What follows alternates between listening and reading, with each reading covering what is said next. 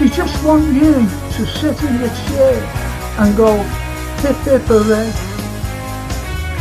for the Western press and the Western narrative, regurgitating the same old every single day without exception.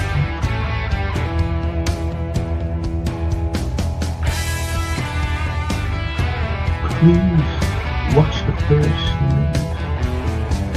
2 episodes, the second season. Look at that. Absolutely fascinating. And it was the first time the Beatles had really stopped being semi-professional almost.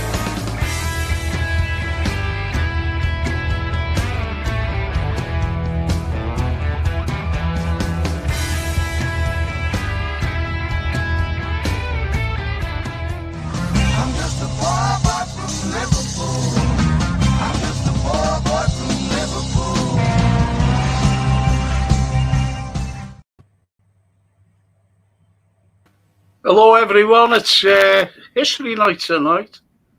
History, yes, with my good friend Anthony Brown. Good evening, Frank. Good evening, all. Do you know what? It's something wrong with me, mad hair. It's all over the fucking place this way. I've got this. I look like a nail, don't I? We just need to be paid. I love them. Yeah, I love them. I start wearing my own. What come on is like not so much the Peaky Blinders, but the cheeky.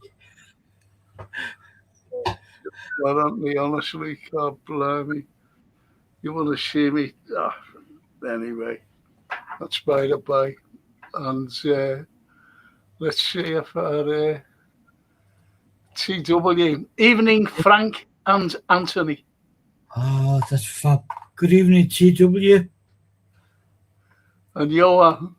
Good evening, Frank and Monsieur Antoine and legends. Hope everyone is well. Smash the likes on the way here, says our lovely Johan. Good evening, Mr. Kindness. And CW, you know, again, like Johan, like and subscribe, please. Thank you, Tay. Thank you, mate.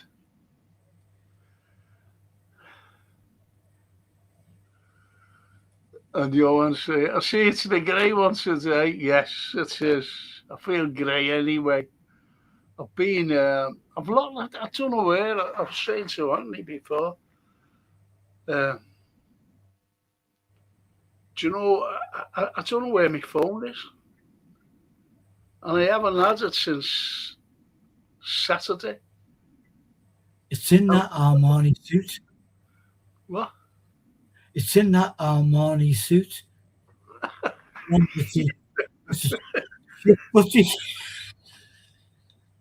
Yeah, well, I'll be wearing to go and see Macbeth next month. Is it next month or the month after?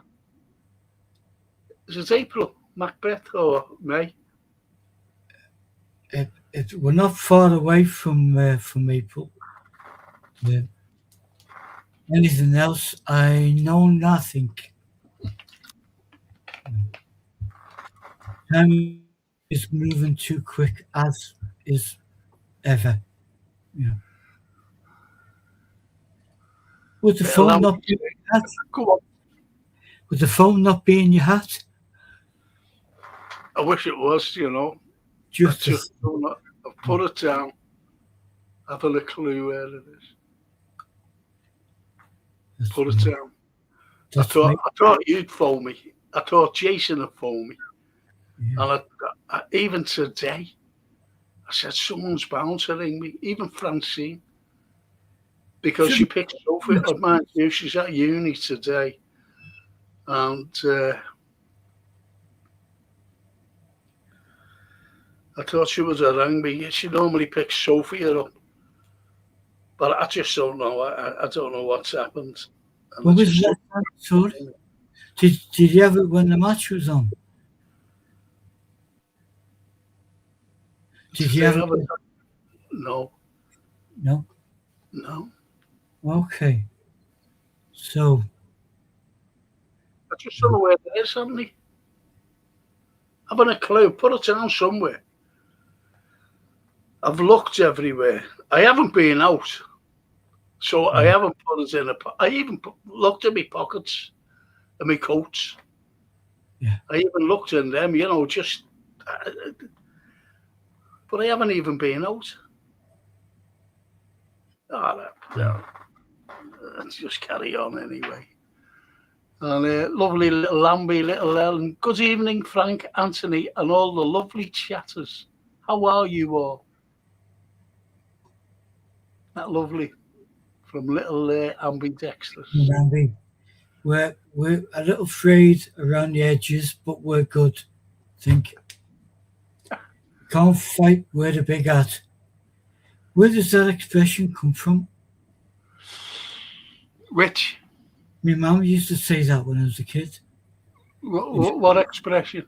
A big at. Oh, it's from a wedding. It's mean wearing a big hat. Yeah, that the expression I grew up remembering was can't fight, wear a big hat.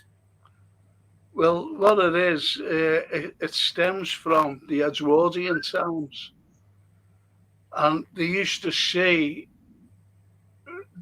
royal weddings, for example, and royal festivals. When cinema first came out, they used to just throw something up. This is, Buckingham Palace or, Westminster Abbey or whatever. And you see all these ladies in big hats and men in the top hats. That's where it comes from. That's where it stems from. Yeah. Wear a big hat. Even today, I was out when I could walk, and it was only last year, no, the year before. And I was going down the shops, and I seen a lady, who lives on the block facing me. And I don't know the lady. And she said to me, "Oh, I should be getting a big hat, eh?" And I knew what she meant, a wedding, because that's get a big hat and you're going to a wedding. And I said, "What do you mean?" And she said, "You and this fucking girl," sorry to swear, I'm sorry people, was going around saying she was seeing me. And I pulled it. I said, "Don't you dare," because anyway, that's another story. That's another life story of my life, to be honest. Johan says, "Rapat and Ashley Knight better show up tonight." Yeah, because it's for them, isn't it? Yes. So you're right, Johan. Polo. Hi, Frank and Anthony. Sorry I'm late. No, you're not late. We're late. Polo. No, we're not late. We're on time. We're here. I hope you got your hat on, Polo. Yeah. Steve Malala, my old mate. Evening, Frank, and everyone in chat. And Evening, Donna says, "Hello, Frank and Anthony, and all the great chatters. Frank, you need to go to Torbos." Where's Torbos? Don't know. Sounds a bit like Scarborough to me, but yeah, don't know. Torbos. Yeah, Jason. I texted yesterday, mate. Was going to call, but got tied up. Yeah, Mother's Day and all. Yeah, well, yeah, even Anthony said that as well. Mother's Day. And, well, anyway, and I knew that you'd be tied up. Because we had a word with each other, Jay.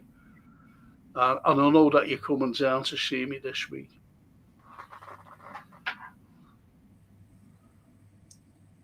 Barry Aldrich. Even if Frank and Anthony chat, looking forward to June nice. Evening, Barry. See, all these are going up. And Polo says, is there any maps of Liverpool to Prescott and other villages from the 15th century when Shakespeare's visit? Do you know what, Polo? I've said this on a few occasions, actually, even in lectures, that when he went to Prescott bringing his plays, and because a lot of documentation was lost here in Liverpool, I'm 100% certain that he brought Macbeth or Hamlet to the castle, Liverpool Castle. I'm sure of it. Because Prescott's only up the road. He had a castle here, the Liverpool Castle. And I'm sure that he came to Liverpool and put it on. But there's no documentation, fortunately. Wow. I'm sure he did.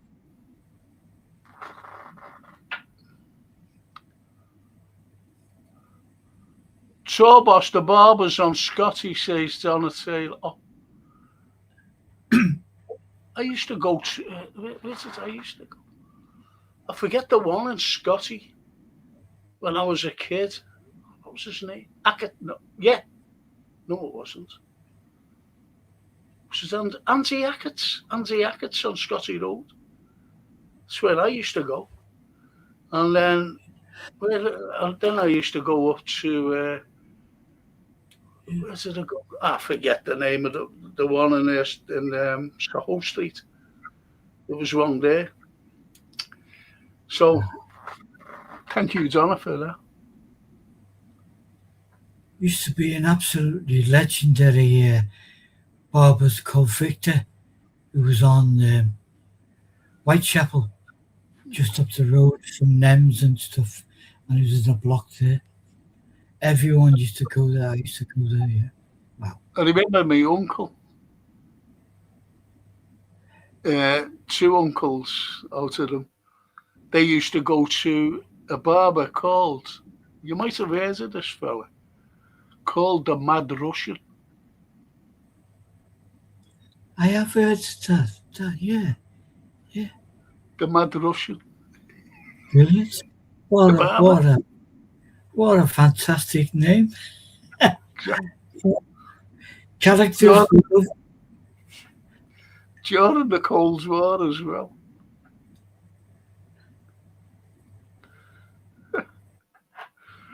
No, I've never heard of Turbos, to be honest.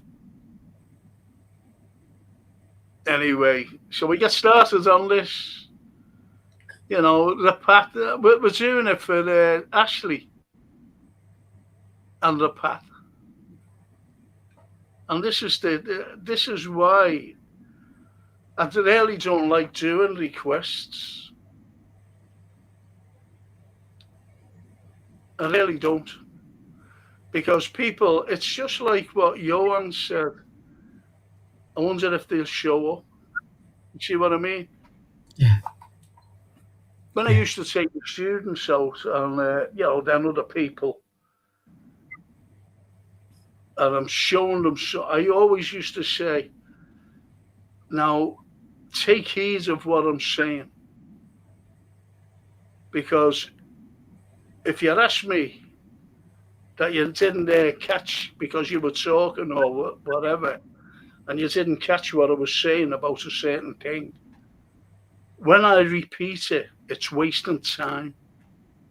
And I've got to get around certain places for a certain time. Yeah. You see? Yeah. So, when I never repeated, they didn't like that. I said, well, why should I repeat? When I've said, take notice, you're talking. You're talking to your mates. And it pisses me off.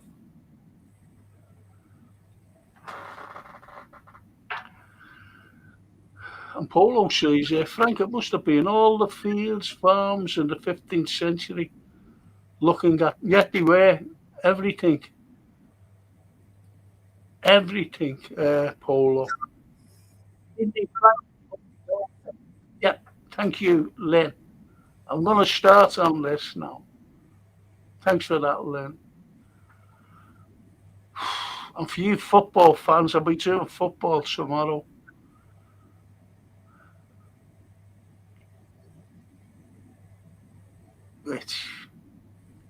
I'm going to start off with a letter. Now, what you've got to understand about the Gunpowder Plot.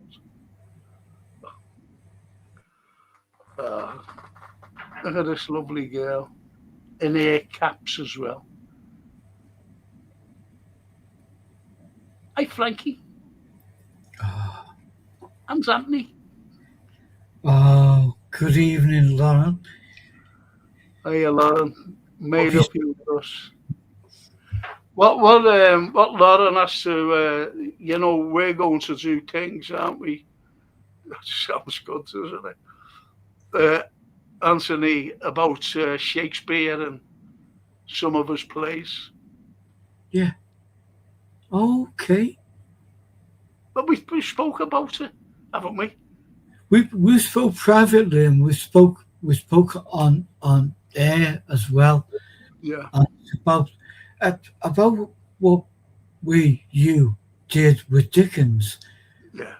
Was a bit of background about the characters that Shakespeare wrote about. There you go. I look forward to us working on them. What were plays that Lauren was talking about? Hamlet. She's doing Hamlet. There is nothing. There is something wrong in the state of Denmark. Yeah. But when you get to the Shakespearean background, there is something rotten in the state of England. That's what he was saying. It was all hidden messages with Shakespeare. All hidden messages. And she's doing A-level as well. She's doing A-level. You never need... go on, Anthony. No, just when you think about it, he had to be hidden messages, didn't he? Oh, yeah. Otherwise, you've only got to look what happened to Christopher Marlowe. See, what you've got, Lauren, it'll be good for you, put it that way. Forgot what I was going to say to her, but it's more or less the same. And the Pride of Merseyside. How are you, Frank? I'm still fuming, but that's for another day, man. Yeah, I'm doing the football tomorrow. I'm doing the football tomorrow, Pride, okay. And younger Lauren, wow. And even Max is saying, wow. Our little mascot, Max the cat. A lovely little mascot. A clever cat. A clever cat at that. Cool cat.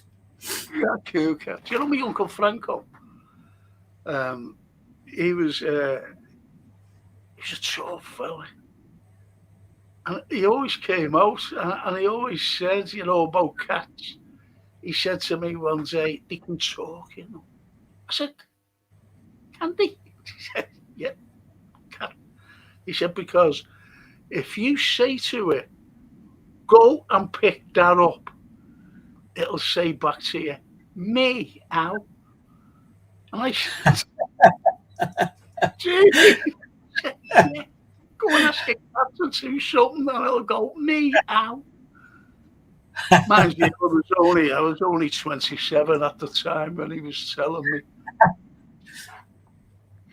It's wonderful the way and wisdom stays with us, though, isn't it? Yeah. Wisdom, yeah, it does stay with us, doesn't it? Yeah, look, Johan. Before you start, I just wanted to say that the dog was the only one in Teenagers from Outer Space that has any on-screen talents. And I watched the film, honestly, and I said to Johan, you've got to watch. And I said, I forgot the name, so I sent him an email to tell him. Anthony, it's really, it was supposed to be a serious film. The acting was shocking. Shocking.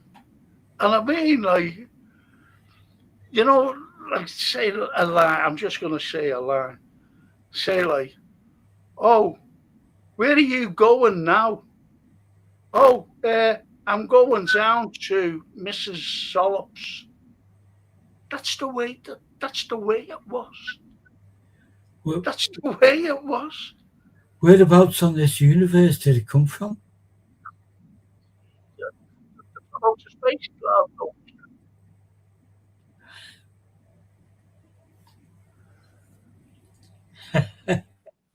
Look at Lauren. You know? Back in a minute, I need to serve dinner. I'll go on, Lauren, sweetheart. You go and serve dinner. Right. Let's get started.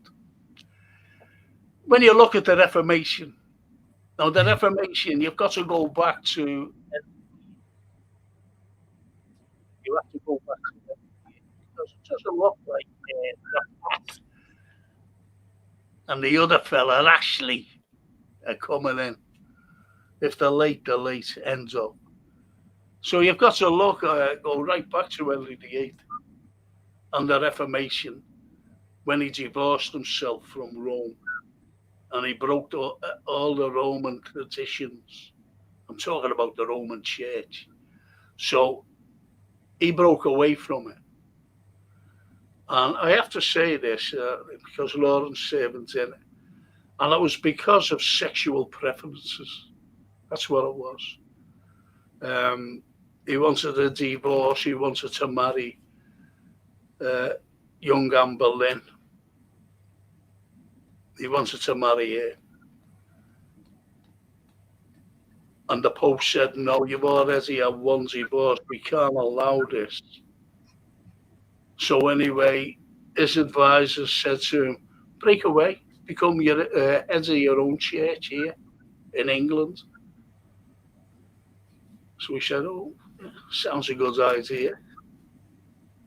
Hence, the break away from the church at home. And that was the start of it. The chaos ever since. Chaos. And when he died, when Henry died, you know, having broken away, on his deathbed, he brought in a priest. And he said, will you bless me? Will you bring me back into the church? Because he was excommunicated, what you call excommunicated. And anyway, they brought him back into the church. And he died a Catholic. So when little Edward came, little Edward's son, he became king, but he was a sick little boy. And he never lasted long. Then Mary came in, Mary Tudor, and she was Catholic. So she wanted to bring back Catholicism. She wanted to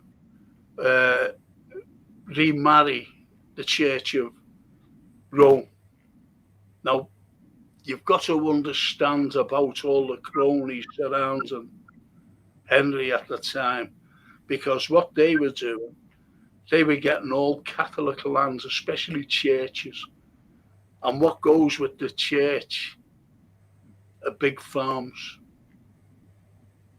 and people working on them. So they confiscated them. And they were, see, back in the day, in those days, the Tudor period, well, any period, to be honest, the more lands you had, the more power you had. And they didn't want to give up the land. They didn't want to give up the power. So more or less, they were stabbing Mary in the back. And why did you ask that? Because they didn't want to give up the land, and they were looking at other people.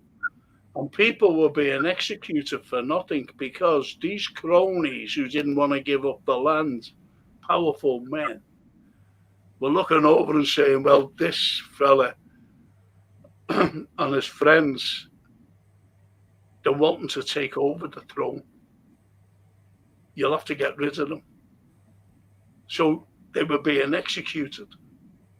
And she became, well, the nickname Bloody Mary came about because of it. But you can read different versions. I've never known so much propaganda about, this particular period. It's incredible. It's absolutely incredible. Then you add Elizabeth. Now, I'm not going about, that's a different thing about Elizabeth. It's a different, talk about it, if you know what I mean. And I don't want to get involved now because it'll take too long. So Elizabeth came to the throne, and she was last. And you've got to understand about Catholics at the time. Catholics were being persecuted. You had the likes of pursuivants, the governmental agents, and they were going about the country, the length and breadth of the country, stirring up trouble for Catholics and throwing them off the land. These pursuivants, they were terrible people. They were the equivalent of the SS and the Hitler Youth. They used to go into Jewish shops, Jewish homes, Jewish anything, and destroying their works before they started throwing them into concentration camps. Pursuivants were the very, very same as the Nazis during World War II in the 30s, that is. They were shocking. And this is how Catholics were being treated because of the Reformation. Because of the Reformation. And this went on for years. It went on for years. You had the likes of Walsingham, who was the powerhouse at the time. And he knew something about Elizabeth. So he was the most powerful man. He was the most powerful man. And anything, they were trying to get rid of Catholics.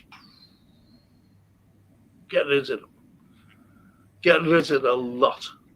This is what it was like. If you want to get rid of a race of people of a certain culture, what does it remind you of right now, what's happening today? Reminds me of Gaza. And it was like that, aren't they? They were being put to the sword, everything. You had the likes of priests. Now, priests were being smuggled in because they believed in their faith. Ordinary people, they believed in their faith. And they used to smuggle priests in. And I'm talking about people with land. I'm talking about people with lands. And when the pursuivants came in, they stole everything. They used to steal produce, but also they used to steal the likes of paintings, valuable paintings, and gold, jewelry. That's what they used to take.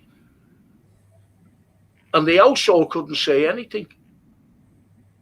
And the pursuivants used to go to the likes of the servants and people who worked on the land and threatened them if they didn't become a part of the reformers, the protesters, not the reformers, the protesters.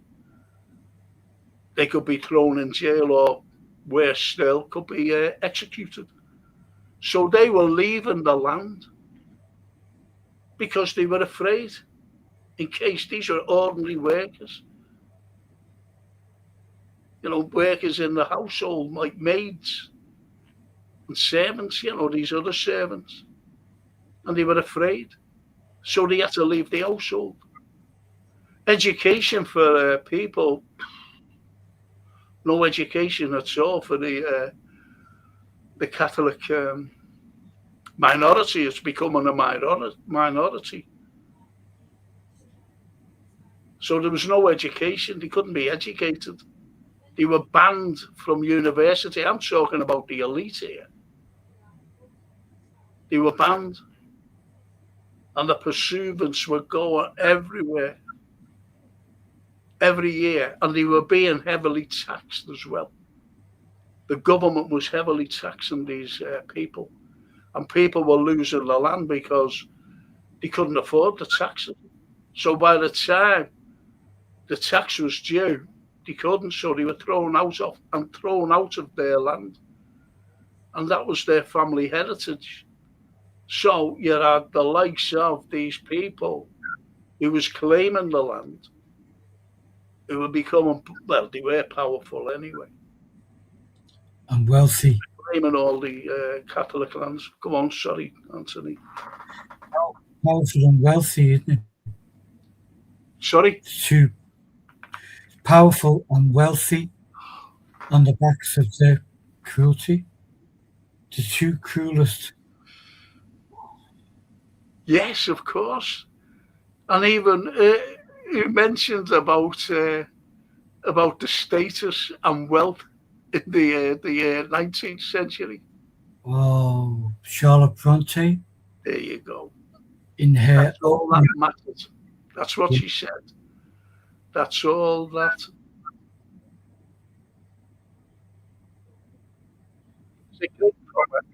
Answer these comments before I go on. Yeah. Just seen one there. Brilliant.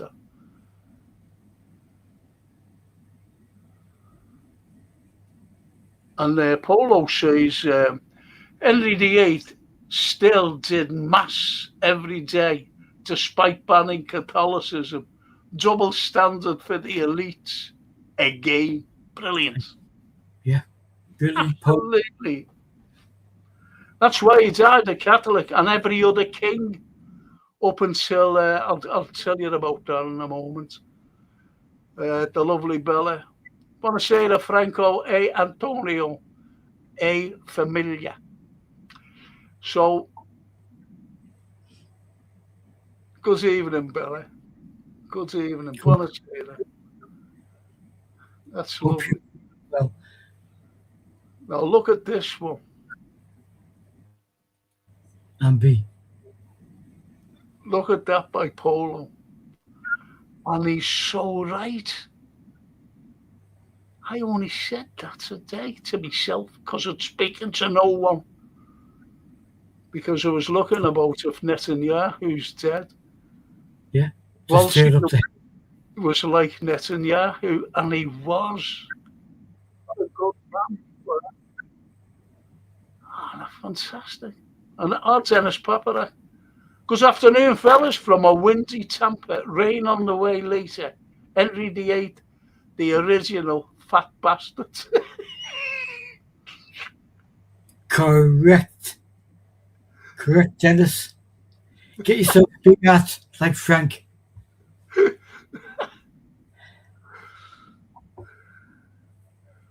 And as she says, hello, Frank and Anthony. You're not wrong. So anyway, what's happening now is that you've got the likes of these pursuivants, as I said. You've got the Catholics in terrible, terrible situations and circumstances. And this is what you have. And by the time up to 16, what you had a fellow by the name of the Earl of Essex. And the Earl of Essex, he was always, he just wanted power. And the Earl of Essex was 17th in line to the throne to become King of England, by the way. So he was no like just an earl as such. He came from a powerful family. Very powerful. And anyway, he had rumblings about Elizabeth, because he always said, you know, if you've ever seen Elizabeth, I'm not saying, I can't say it because I don't want to upset girls. But she wasn't at all fanciable. Do you know the way you fancy someone? You know, even you, Anthony, you know, like as you were growing up and you seen like film stars and that, you had a crush, didn't you? Oh, is she nice? You know, the film stars, everybody. Yeah, she wasn't fit, was she? My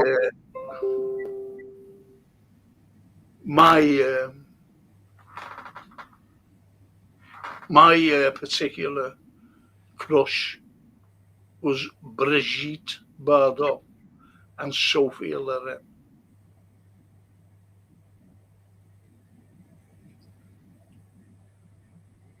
They were my crushes. Yeah. Anyway, I thought that you might have said something there, but you didn't. So, you know, to fancy Elizabeth, you wouldn't. But he was always pursuing it, because, as I said, he wanted power as well. The Earl of Essex, he wanted power. And he was a handsome man, by the way. And he always thought that there was something wrong. And William Cecil took over Walsingham as the most powerful man. And then when he went, William, his son, took over as the most powerful man, Robert Cecil. And Robert Cecil, he was one of the most obnoxious people in government, not even governmental circles, but in the court of Elizabeth. They were horrible, these people. They had, especially William, they had Mary Queen of Scots put to death. They had her put to death. And you've got to ask, why did they have her put to death? And that was, she was really the truthful queen to the throne, Mary Queen of Scots. Yeah. So they imprisoned her. They were terrified in case she rose and, you know, took the throne away, because you had Walsingham, you had the Cecil, William Cecil. They couldn't afford. Why do you think they couldn't afford the likes of Mary Queen of Scots to come onto the throne? It was the rightful because of her faith. Yeah, but suppose she came on onto the throne, and she was queen. So what was happened to the likes of William Cecil? What was it? Walsingham's gone now. What would have happened to the likes of Cecil? He would have been. He'd have had his P45. Well, more than his P45, he would have been put on trial. Yeah. He would have been put on trial. So you still had it going on after the death because she signed a death warrant and all the fuck. It really annoys me, propaganda.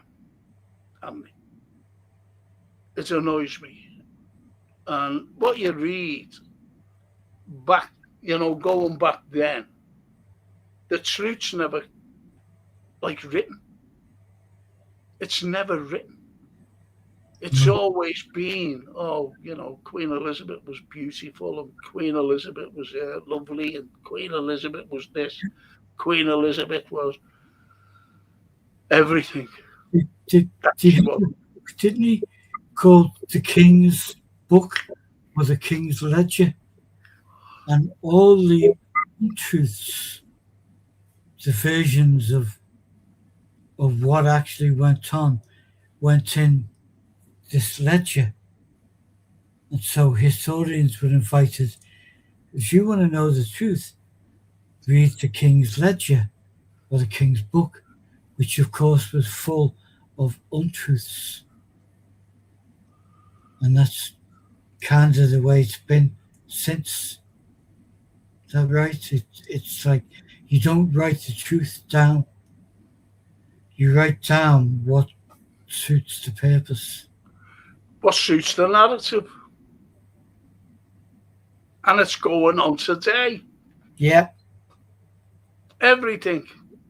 Yeah. If you're not following the narrative, you could become a liability. Yeah. You're a danger. Sorry, go on. You're a danger. You're a danger, of course. You're a danger to the narrative. And there's loads of examples today, but I'm not going to go into them because I might go into them later. I just don't know. But there's lots and lots of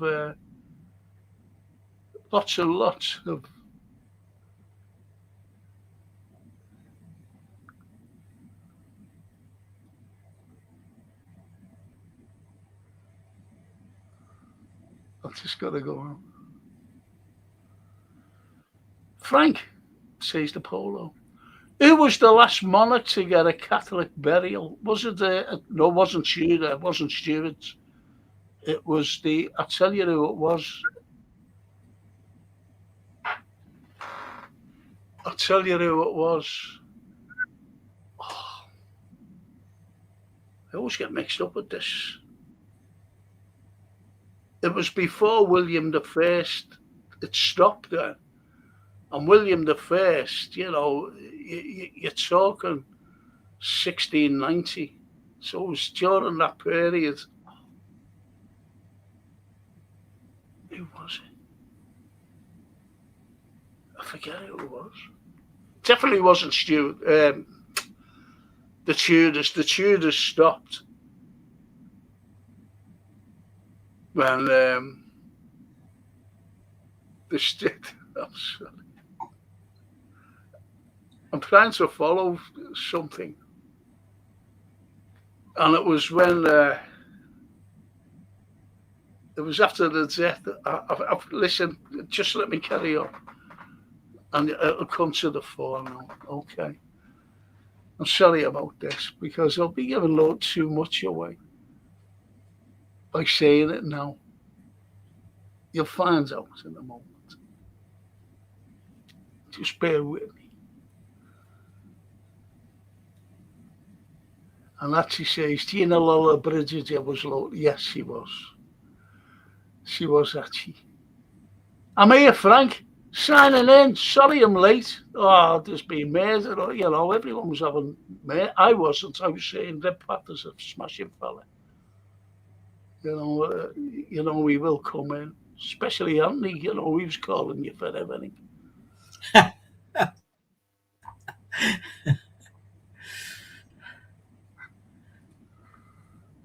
Also, good evening, Frank and Anthony. Good evening, Rapath. Nice to see you. And Rapath says, I'll rewatch in the morning. Also, the first 30 minutes I've missed. You've missed loads. absolutely. You missed all the people, shouting about you. You're not here, and you wanted this. What we're doing. Amazing he was. I wasn't. I was just saying, no, he's all right. He's one of the nicest people you could ever wish to meet. That's what I was saying. Aye, they're all beautiful people. And Dennis, all the way from Tampa, wasn't Mary's first husband Francis II of France? I know she was rumoured to have had her second hubs. Henry Stewart, Lord Darnley, killed. And his house, yeah, Lord Darnley. Well, there was a phony letter by him blaming him, and, it was wrong. But I just want to get to the Gunpowder Plot, Dennis.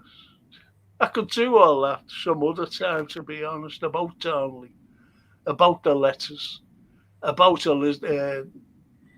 Mary Queen of Scots. I could do all that. We should do the full programme one night about the deviousness of propaganda and what they gained from it and what people lost from it. Yes. That's part great. of it. Yeah, great. That's great, though. It really is great. But I'll do that some other time about what was happening between Elizabeth, because it's very powerful about Elizabeth, and Mary. Yes. And what you read, the transcripts from then, is a load of nonsense. Yeah. A load of nonsense. Yeah. I'll put it this way. The line today from Henry VII goes right to the Duke of Norfolk. And he should be sitting on the throne today rather than Charles. Put it that way. And that's where Mary Queen of Scots comes into it. But I'll do all that some other time. I just want to get to the Gunpowder Plot. Yeah. And it's your fault, Anthony. I know. Would be. I haven't got a hat or nothing. But I'll find one in the break. No, do you know whose fault it is? It's Polo's and Dennis Paparak. There you go. All the way in Tampa. I think he's, I think he must be tickling the alligators. As you know, he's got alligators for their neighbours. Dennis has got the same weather as us. So, you can't take it out on Dennis. Why not? Why? Why can't we? I'll do all that, Dennis, at some other point, and I'll let you know when we're doing it. It's intriguing, actually, but I really need to do the Gunpowder Plot. And Rapat says to you, I plan, but I'll stay live with you till he finishes. Thanks, yo. There was traffic and the dog at my own work and all that.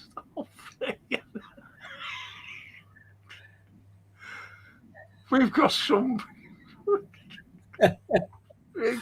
crackers, haven't we? We've got clever cats. We've got homework eating dogs. Oh, see, Dennis got it. Yeah, you're right, Dennis. He was the last king. Every one of them converted on the deathbed, Dennis. Every one converted to Catholicism because they didn't want to go to hell. And there's a fellow from Tampa. There's a fellow from Tampa.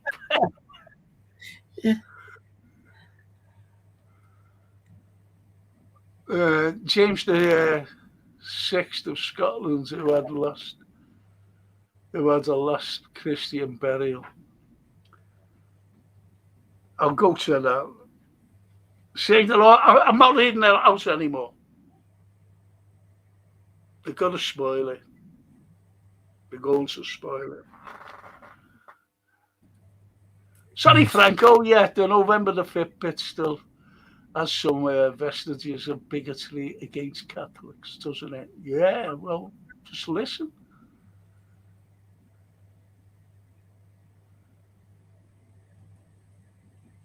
Hey, Frank, everyone trashing me while I'm not here. Anthony, I never thought you would do this to me. I feel betrayed. Yeah, terrible. He was horrible. Anthony was Terrible. shocking. Absolutely. Called you for everything. Even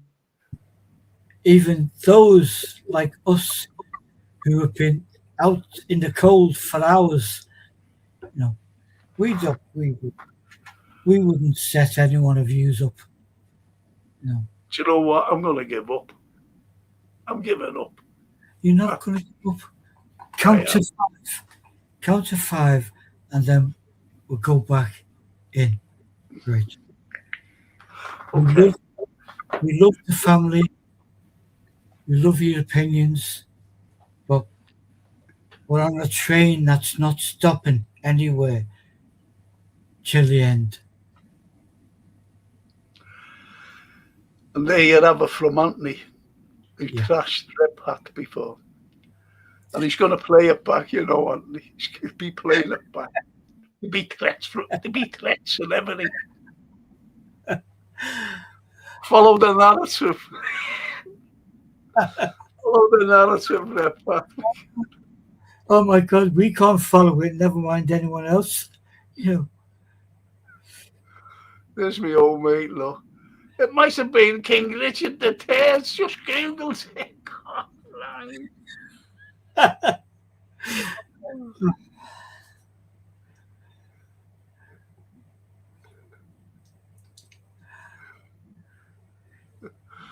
People are blaming me for November the 5th here. What's been going on? It wasn't me. Blame he's my expert witness here.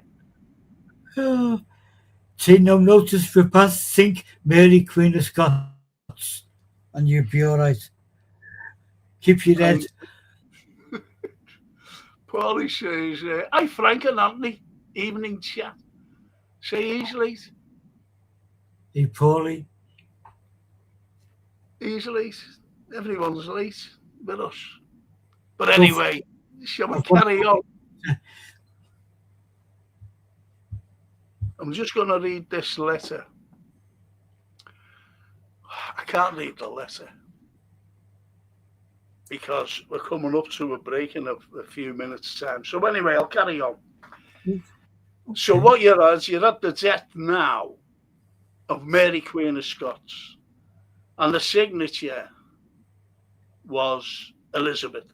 Now, as I mentioned before at the beginning of this, there's another story about Elizabeth which can't go unheeded. It really cannot go unheeded. But I'm only talking about the Gunpowder Plot.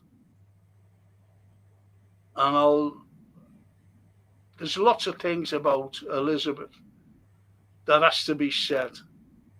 But I'll just give you this in your head. Just think about it, please. I mentioned the Earl of Essex, handsome man. I seen a portrait of him. And do you know he reminded me of, Anthony? Genuineness. Yeah. I was looking at him. Oh, blimey. He looked like Errol Flynn. You know, on a swashbuckling days. Honestly, face like Errol Flynn. Yeah. And I thought, God, blimey. Anyway. Not like us then. Well, not like us.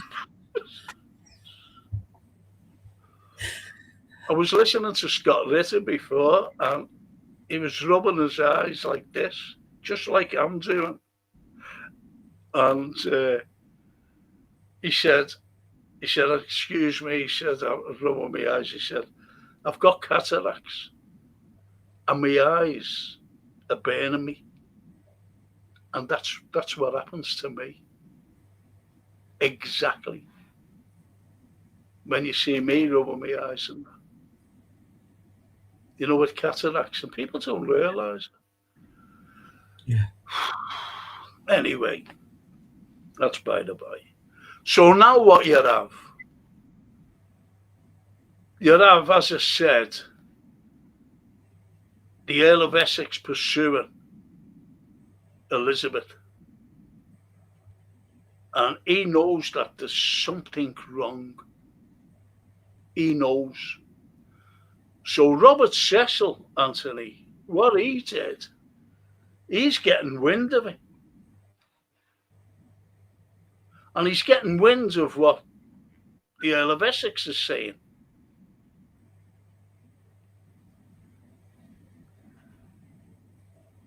And he didn't like it. He didn't like it. Because as I mentioned before, there's lots of people at the time who were stealing the land of the Catholics who could be put up on trial. And in those days, you had your head locked up. No question, your head went on the block. That's what happens in those days.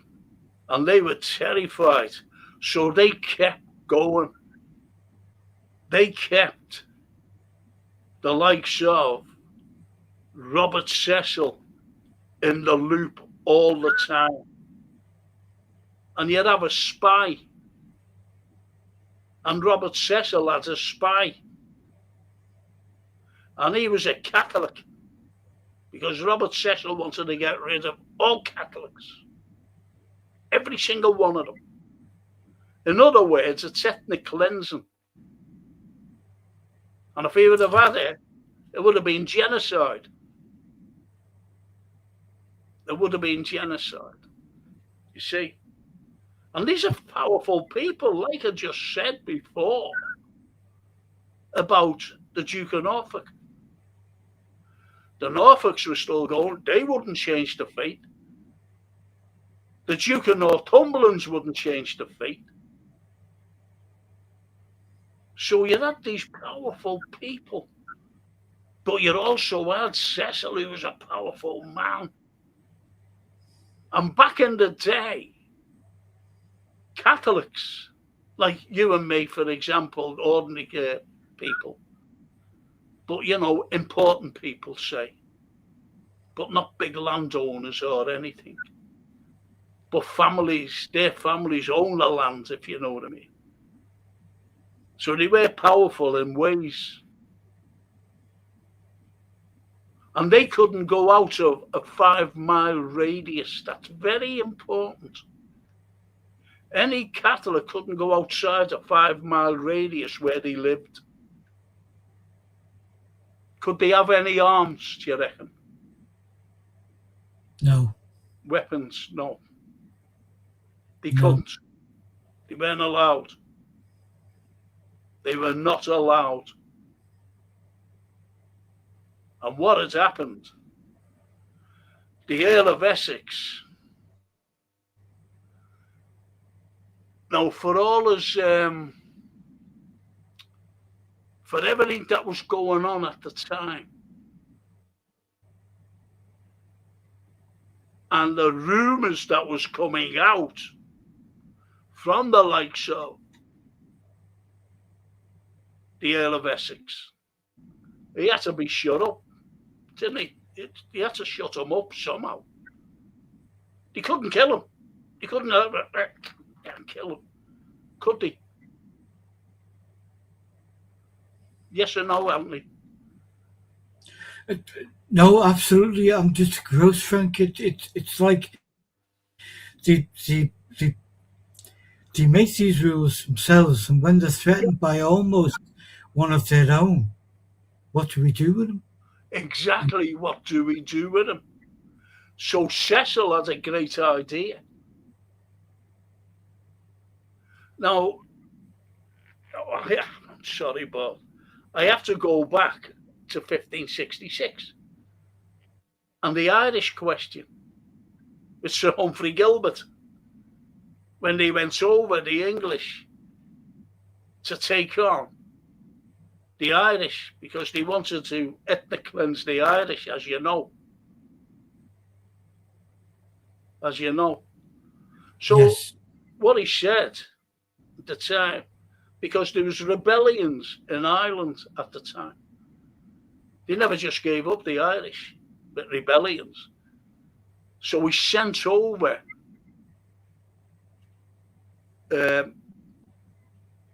he sent the Earl of Essex over to Ireland with his cronies.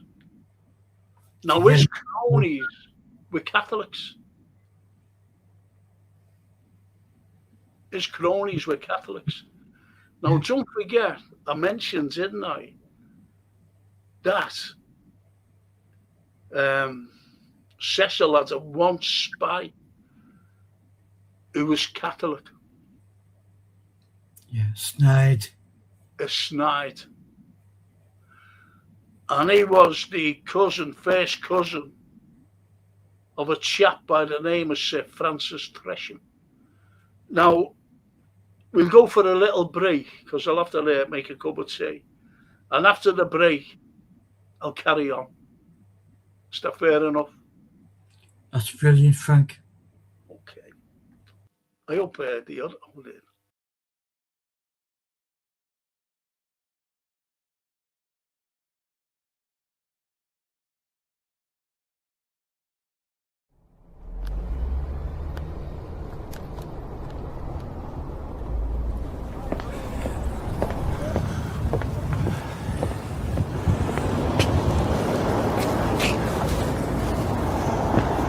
Mount Pleasant is one of the most unassuming thoroughfares of Liverpool, yet it has a very interesting past. For example, there is a very small garden dedicated to one of Liverpool's greatest citizens, William Roscoe, who was born right here in Mount Pleasant in an inn run by his parents. Roscoe Gardens. Lots and lots of people just walk past it every single day and don't take a blind bit of notice. But follow me, I'll take you in.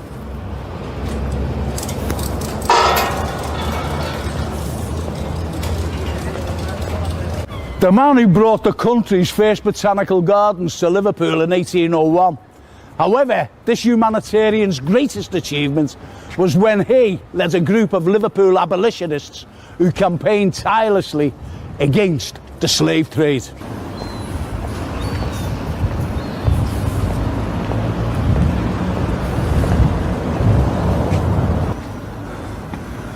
Roscoe's abolitionists finally won the fight when it was abolished in 1807. Incidentally, the designer of this wonderful memorial was also a Liverpool great, the town surveyor and architect John Foster Jr. And incidentally, he also lived on Mount Pleasant. So if you want to see his house, follow me.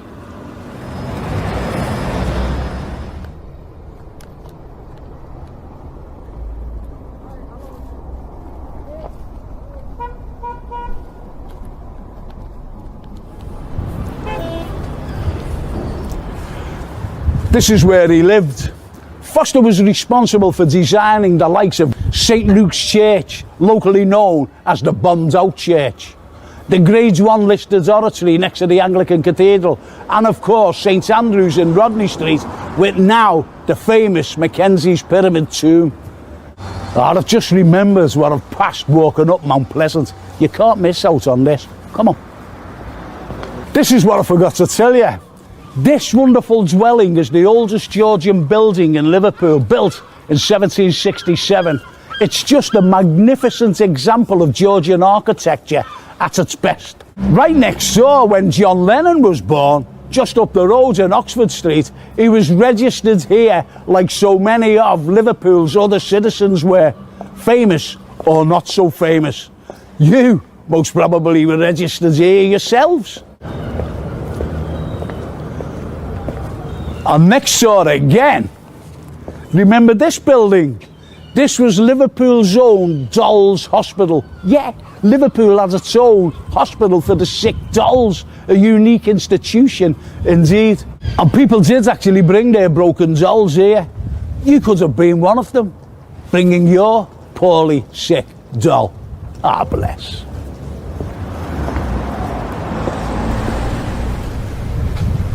This striking building is the Wellington Rooms. It was adopted by the Irish community, and later it became affectionately known as the Irish Centre for many, many years. It was built in 1816 in honour of the Iron Duke himself, Wellington, for his greatest victory in battle at Waterloo over his greatest adversary, Napoleon, the year previous in 1815.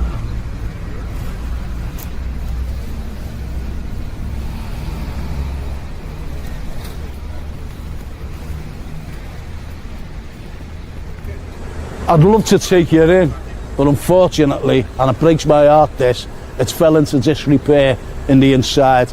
The whole of the ceiling has collapsed.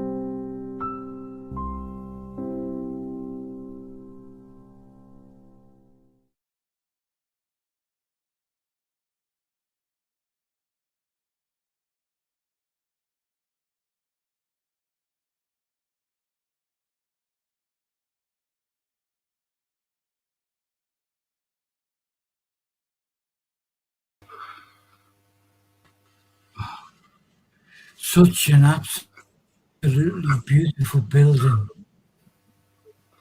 And you know the sad thing, that ceiling fell in. That ceiling's no more. Fell in. With the neglect. It's shocking what they've done to them. 1816. And look at it.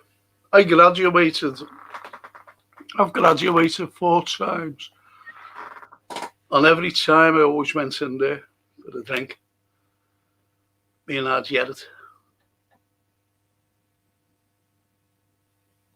Gone. So sad. So sad. Anyway, let's get back to this. So he was sent over to, this is the other fella, and he was sent over to Ireland. And when he went to Ireland, he was with his cronies. And his cronies were, well, you'll find out who they were in a moment. Excuse me.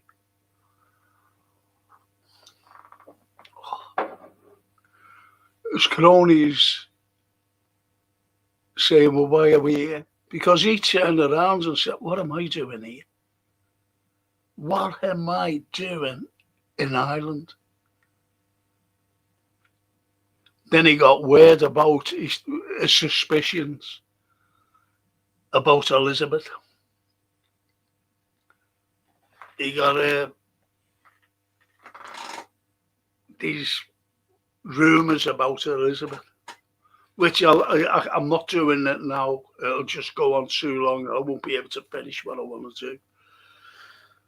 And if you want to know about that, I've done it anyway before about Elizabeth. So what he did, he said, okay, so he rounds us up, man. And he said, what shall we do? He said, we'll have to get rid of it because it's a sham. Elizabeth is a sham. Let's go over. This can't go on any longer. So they said, okay, don't forget the spy. So the spy got right back to Cecil, Robert Cecil. Yeah. And this is where the intrigue begins. Because by the time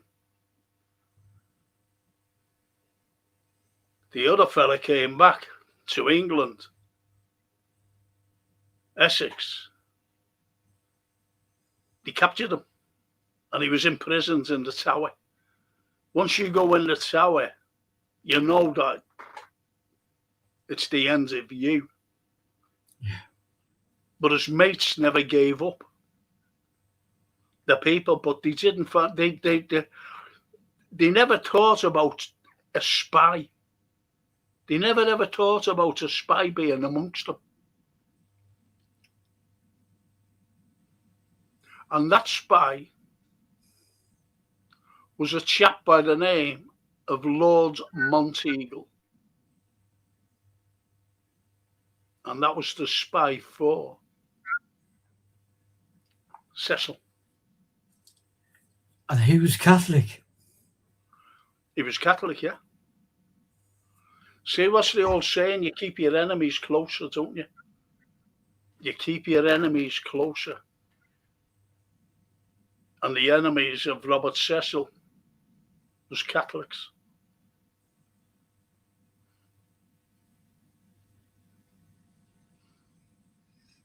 We've been there, every one of us goes through it in life, and I think it was William Blake who said, you can forgive an enemy, but you can never forgive a friend. That's right, you can forgive an enemy because that's right. But you can't forgive a friend. You know why? Because the friends will keep on repeating what they're saying behind your back. They're what you call snides, as you know. An enemy's not a snide because they say it to your face. You see? Yeah. You say it to your face, but you can't forgive them because they won't repeat what they've already said. And this is why the likes of Essex had to be quietened. They had to keep him quiet, put him in the Tower. But once you went in the Tower, you knew your fate. You knew what will happen. Then he went on trial in 1601 and he was executed. But his friends were still there and they were plotting.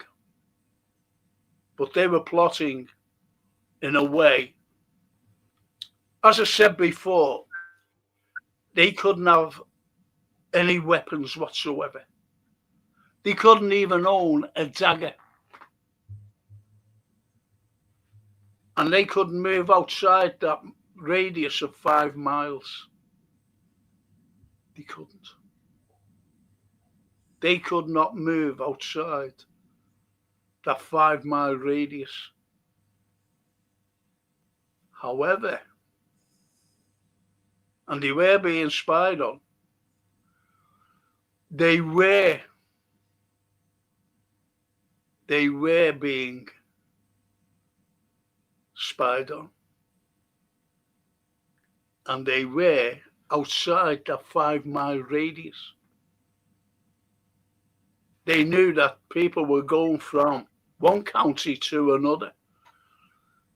These, what you call so-called plotters.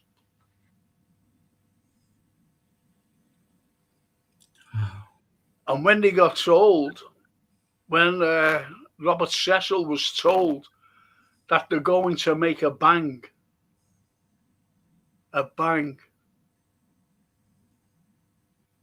with gunpowder. Now, as I said, they couldn't even hold a dagger.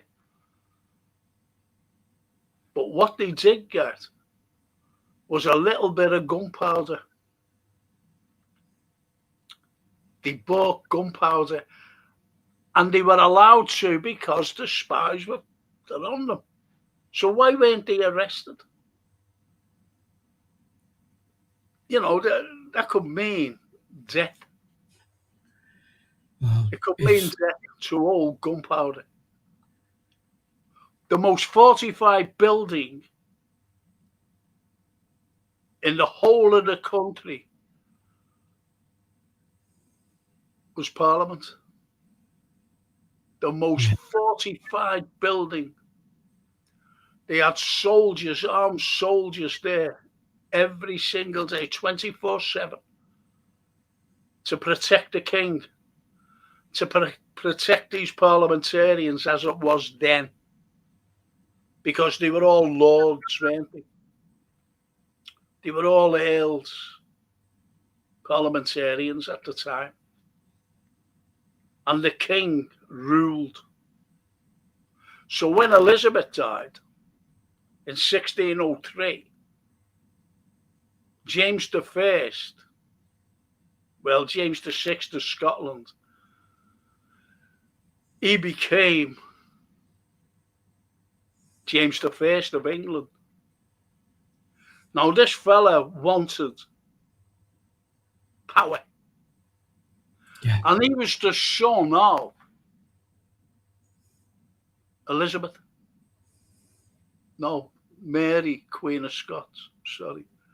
He was the son of Mary, Queen of Scots. And he threw her under the bus, didn't he? He threw her under the bus, of course he did. And he reverted to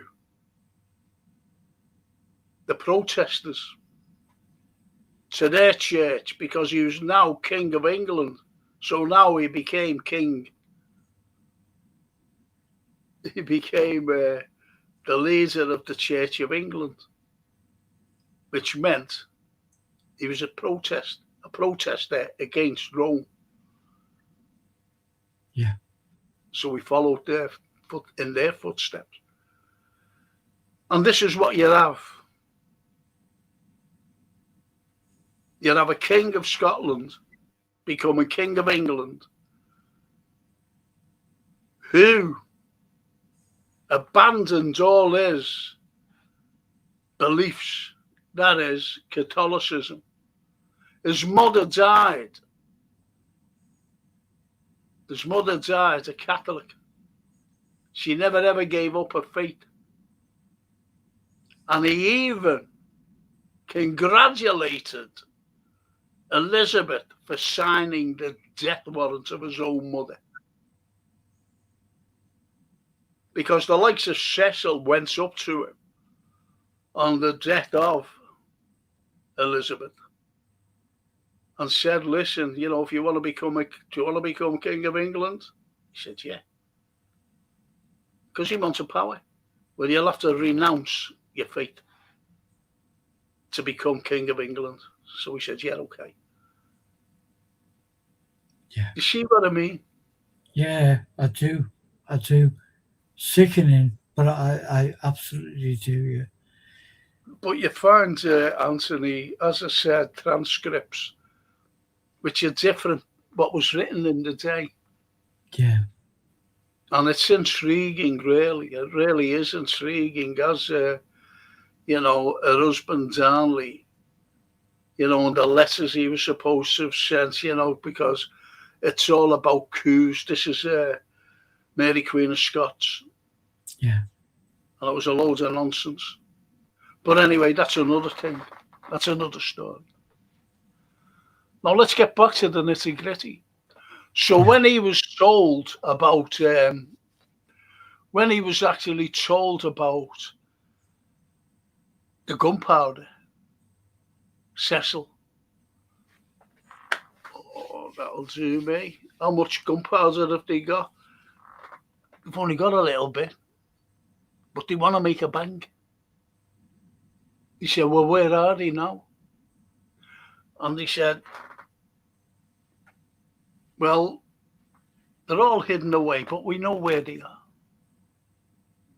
We know where they are. So we said, as long as we know. So now the subplot started. The subplot started by Robert Cecil. You know, with the gunpowder. Yeah. Now, as I said, Anthony, the most fortified building in the whole of the country was the Parliament building. Yeah. Not this Parliament building that you see today, but the Parliament building then. Because everybody was protected. And if you have soldiers in a fortified building to protect the king, the royalty, all the royalty, if you had a building to protect them and all these lords and earls and all powerful men, you go to have arms. Aren't you? Yeah. Yes. And they're not just swords, the cannons. Yeah. The muskets. So what do you have gunpowder. To fight these things? Got to have gunpowder to power the arms. Absolutely. It's as simple as that. That's why it's fortified. So anyway, the subplot started. And the subplot by Cecil was ingenious. Now, don't forget that the likes of Monteagle as spy, he was told to go home. They had a conflab, Cecil and Monteagle. So everything now was going in place. And back in the day, when it went dark, you just sort of went to bed. People used to go to bed at 4 o'clock and 5 o'clock in the afternoon. Or if they needed to stay up, they only stayed up till at least 7 or 8 at night. The likes of Shakespeare, for example, he stayed up till 6 to 8 with a candle, writing. But the likes of lords, these lords,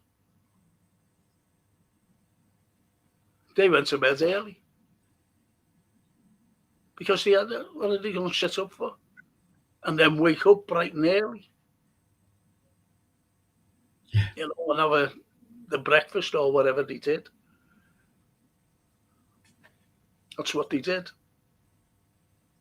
Went to bed early. Except the people that was even people, you know, in inns and places like that, they went to bed early. Yeah. It's not what you see on films and they're all going, ha, hey, come here, you wench. You know, the wenches. So like, it was in the afternoon, that. I don't know why I'd done that. But anyway, so the plot now thickened. And he told Monteagle to go home. And he said, okay. And what it was raining. And by the time he got, let's say, Monteagle every other time goes home on his horse, gets off his horse, and his horse then is put into the stable. Not by him, but by his little men who work for him. Unsaddled, you know, the horse went in, mopped down or whatever they did to the horses. Brushed down. And he just had something to eat and went to bed, as I said, especially in the winter. And this was November. So it goes dark in November, doesn't it? It goes dark about 3, 4 o'clock, yeah. There you go. Now, here's what happens, Anthony. He comes home, and it's around, I think, 5:30, 6 o'clock or something like that. And it's raining. So what would have happened to the horse? As I said, if he just come home. In the general sense, the horse would have been mopped down, Yes. like Unsaddled, mopped down, everything. put to bed because it's up working Exactly. against clock. Yeah. Simple. Because that was the normalcy of the time. The normalcy. Yeah, he goes in, and his little workers went out, we'll no, leave it. Go away. Go to bed. To the stable people. He goes in the house, and his manservant comes up to him and says, get go to bed. No. He said, I'll get you some supper or whatever. Go to bed. No. I'm sitting here. He said, no. Do you think that the servant would think, that, the manservant, you think he's been serving him for years. Do you think that there'd be something wrong? Yes. Yeah. That's what you would think, yeah. So he said, okay, my lords, I'm going to bed. No, you stay up. He said, okay. So he stayed up. And then there was a big rantan at the door. A big rantan at the door.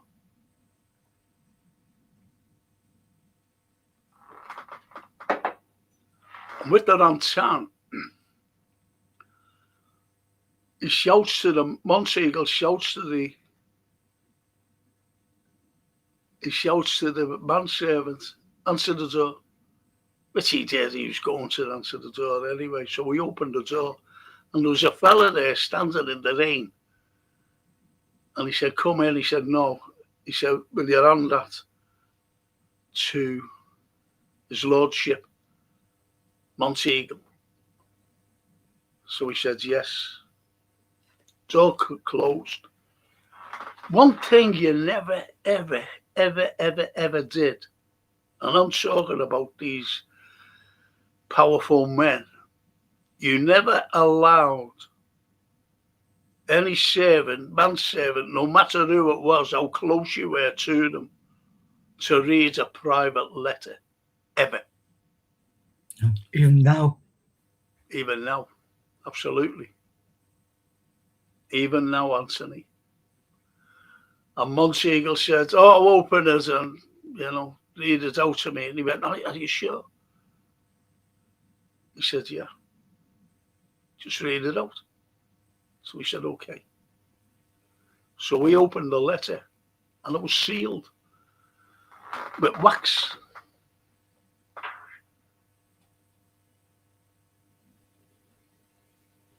And this is the letter.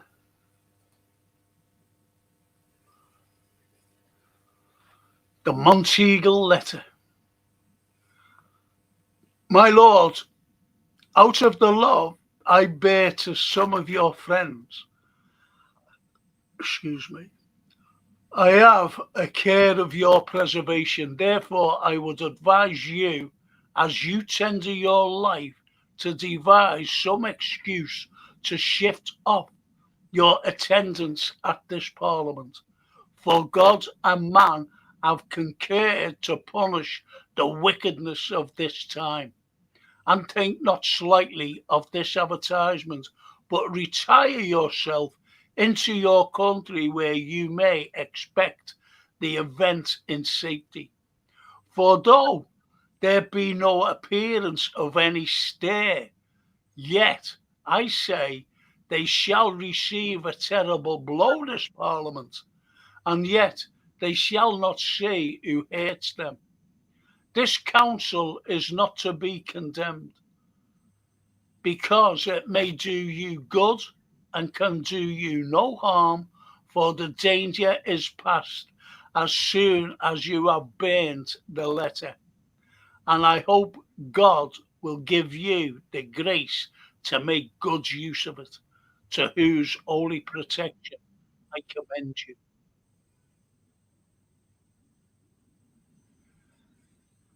Now, what is this? This letter doesn't mention gunpowder. No. I'll get back to that letter later. Okay. Yeah. I'll get it back. And that's one of the most important things. And also, it doesn't give a date, this Parliament. Does it? No, it doesn't. It's very, very vague. It is. It is. So now what you've got a letter. And Lord Monteagle went, I've got to go and present this to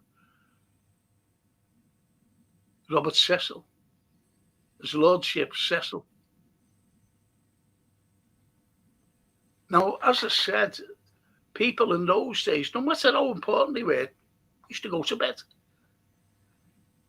Yet, he had all the privy councillors sitting at a meeting, and they wondered why are we? Because all privy councillors, they used to turn up now and again.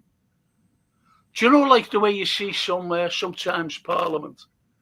Yeah. And you see only about a dozen of them in there. Yes. They're spread out everywhere. Yeah. Well, that's what was the privy councillors were like. They used to go along sometimes or whatever. Yes, every privy councillor was there under the orders of Cecil. He said, I want every one of these there. I want everyone. In other words, they were ordered to be at this Privy Council meeting. Every single one of them. Yeah. And they were all saying, what? He said, I just want you there, never mind. I want you there. So they were all gathered.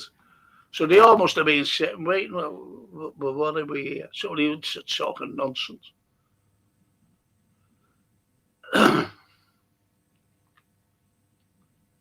So what had happened then was, here's the rider.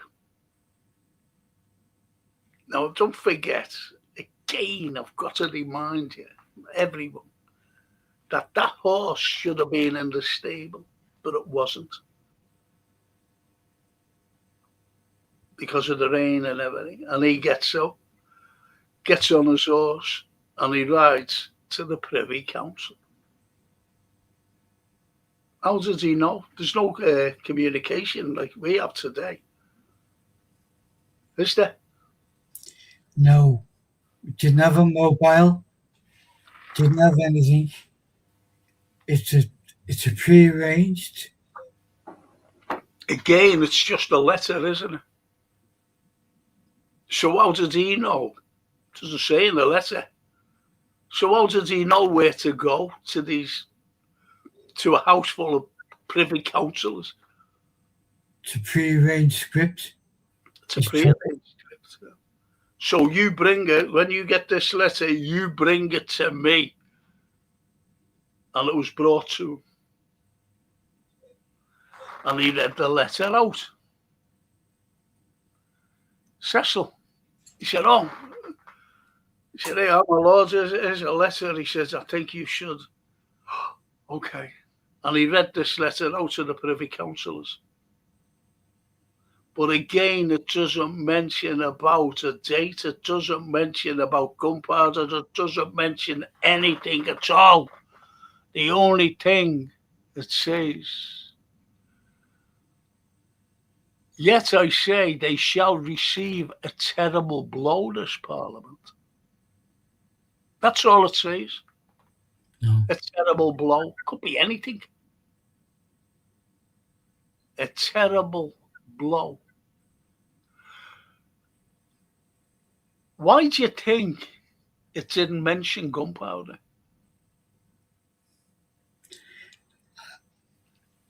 I think they were still compiling the script, Yes. and it's like a vague threat that something might happen. And the absolute last words of that, to whose holy protection I commend you. Yep. Oh, something's going to happen. Yep. Yep. Because for God and man have concurred this advertisement. I'm sorry. And God and man have concurred to punish the wickedness of this time. So who is the wickedness? What's the wickedness?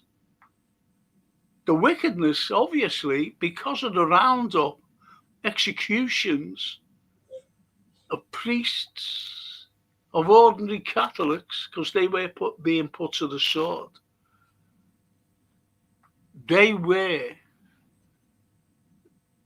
the wicked people. So they were the punishers, if you know what I mean, to punish the wickedness. Catholics were the wicked people at the time. They were the threat. They were the threats, just like the Palestinians are a threat today to a certain country. The Iranians. But there you go. No, they're Israel. Yeah, The Palestinians are a threat, aren't they? No. The Iranians too are a threat to Oh yeah, the powers that be. yeah. And Well, obviously,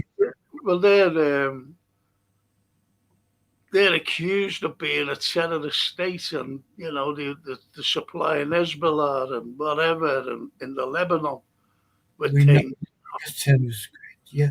And young school children, girls, are a threat to who?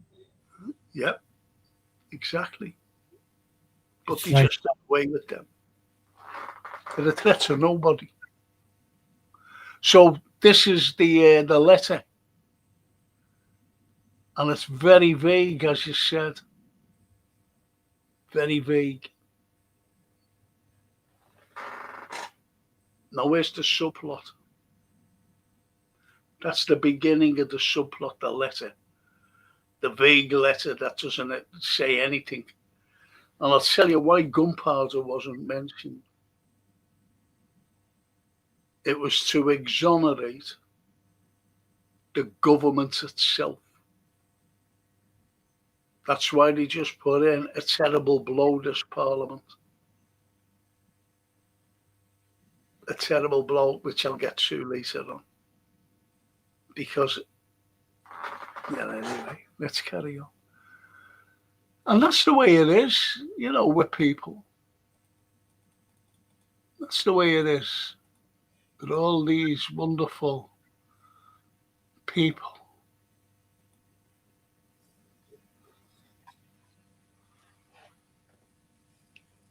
Now, the leader of the plotters was Robert Catesby. And there he is, right in the front. yeah. And as it says there, look at it. Robert Catesby, the ringleader. The ringleader. Years ago, even today, it says, you know, if a gang, say like a gang beats up someone and robbed them, and he went over and he beat someone else up and robbed them, a gang. What do they always call the leader? Ringleader. There you go. The ringleader. It was a derogatory term to use, and it was even used then. And that's a carving going back then to 1605. A ring leader. You see? So these are just a gang of nomads who want to blow up Parliament. Now, what number is evil back in that day? 13. 13. 13. And have you noticed all these fellas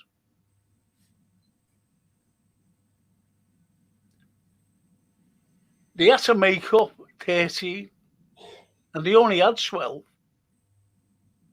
So where you say like Robert Winter, cousin of Robert Catesby, Christopher Wright, friends of Robert Catesby, John Wright, friends of Robert Catesby, Guy Fawkes, gunpowder expert, Thomas Winter, cousin of Robert Catesby, Thomas Percy, one of the king's bodyguards, and Robert Catesby, the ringleader. So they all know each other. And yet there was a few more as well. Sir Everard Digby, for example. Right? Yeah.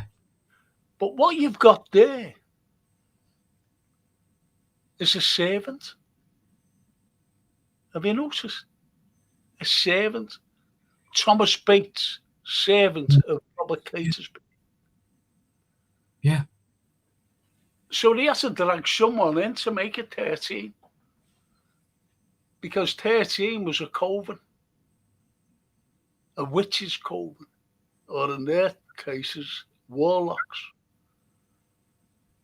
Thomas Bates, servant of Robert Catesby, and he was the 13th.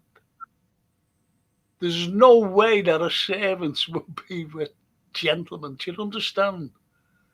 Yes. He was the 13th. He was the 13th.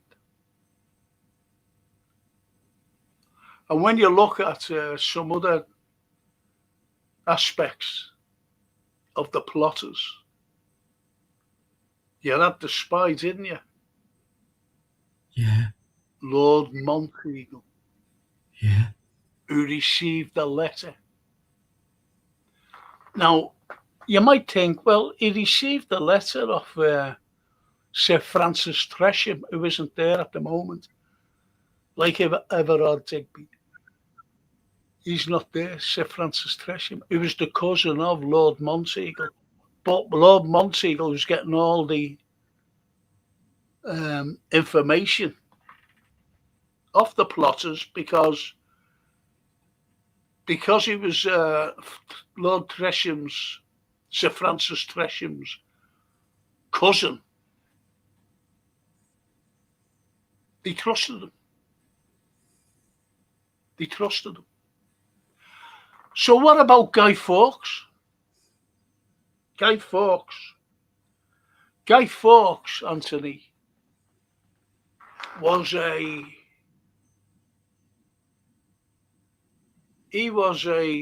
soldier of fortune, shall we say. A soldier of fortune. He was actually in the French army. Guido Fawkes, that was his proper name. Guido Fawkes was in the French. Well, he helped them fight the Dutch because they were at war with each other. Yeah, like a mercenary. Go on. Like a mercenary. Yeah, like a mercenary. Yeah. So anyway, I'll give you an idea of what he did, which was fantastic, by the way.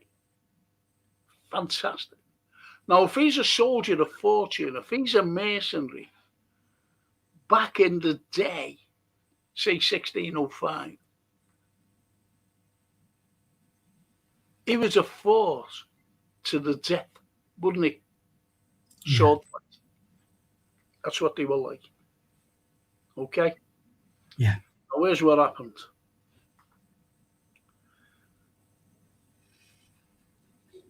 He was in the French army and he was surrounded, the French.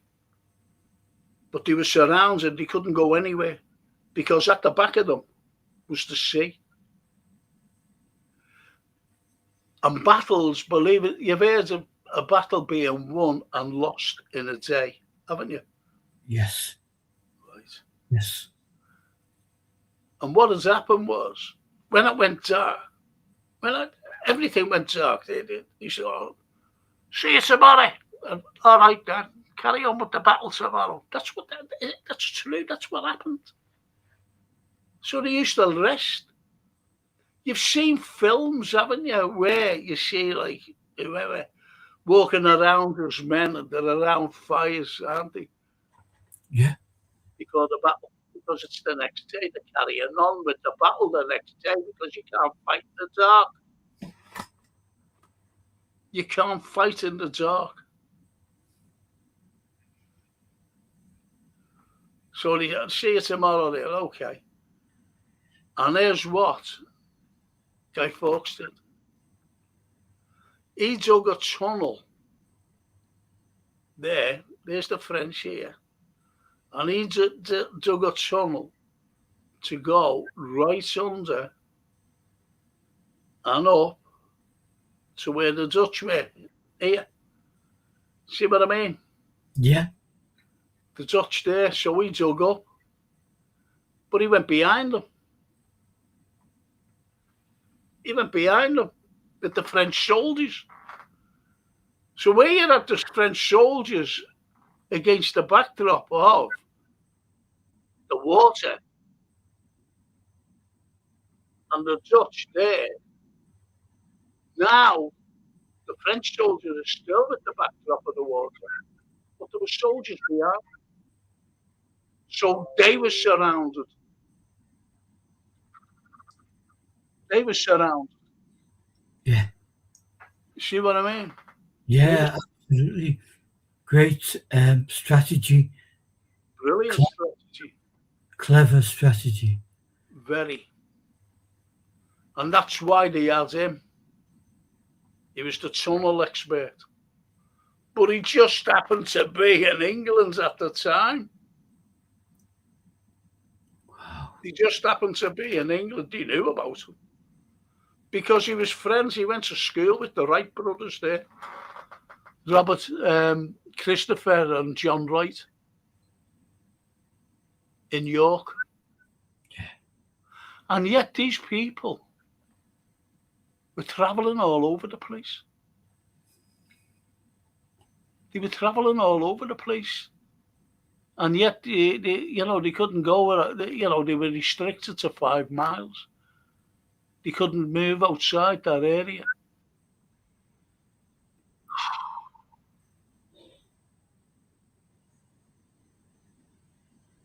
Now, Thomas Winter, what you see there, he had a brother. That's not on the capture, unfortunately. And Thomas Winter, he actually came to Liverpool to see the Earl of Stanley, the Stanleys. Wow. And he said, "Listen, can you help us? You're a big man. Can you say anything to the king here for emancipation or something? We've got to carry on with our faith." And he said, "Listen," he said, "the best thing for you to do,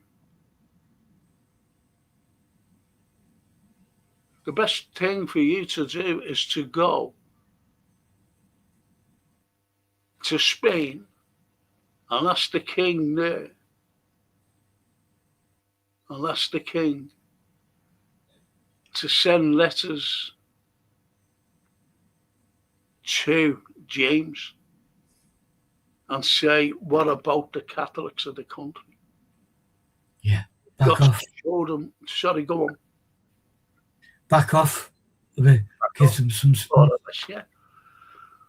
And anyway, he went to Spain and came back, and there's no help from them. They're going, as he was told, they're going to take no notice of me. They're going to take no notice of me. He said, okay. He came back, and he joined the group, and this is where they got the gunpowder. And they got the gunpowder in France.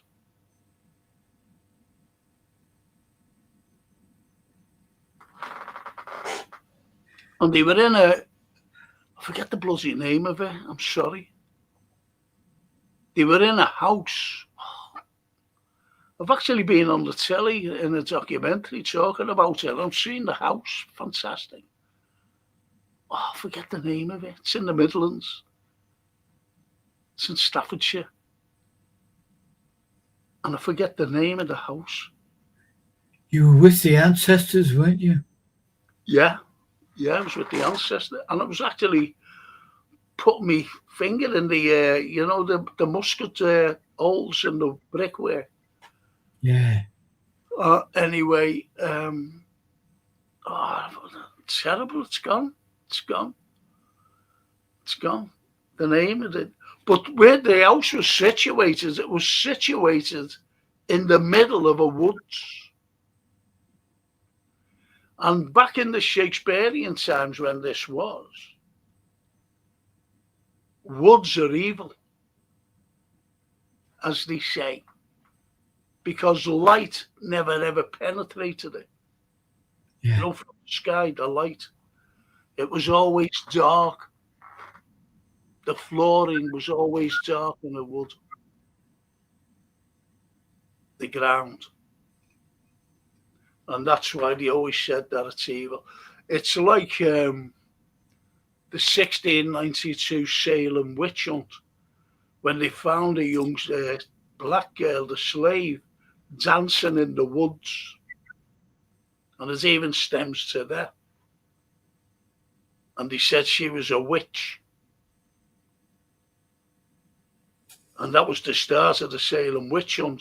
But it's applied here as well. The witches. Yeah. It went from here over to America, to be honest. All this witchcraft thing. Yeah. Pendle, wasn't it? Pendle was a notable case. Yeah. Was indeed. Pendle witches. Yeah, the witches of Pendle. Yeah. So now you have, Anthony, all this intrigue that it's hard to define us, actually. But you have all this intrigue of Lord Monteagle and Robert Cecil.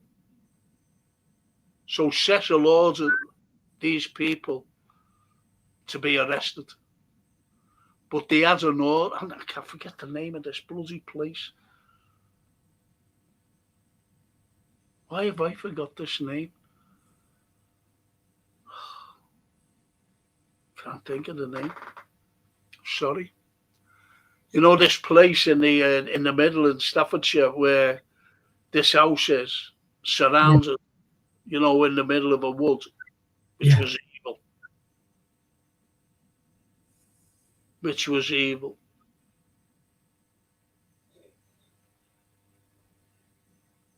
I forget the name of it. I hate that, when I forget the name.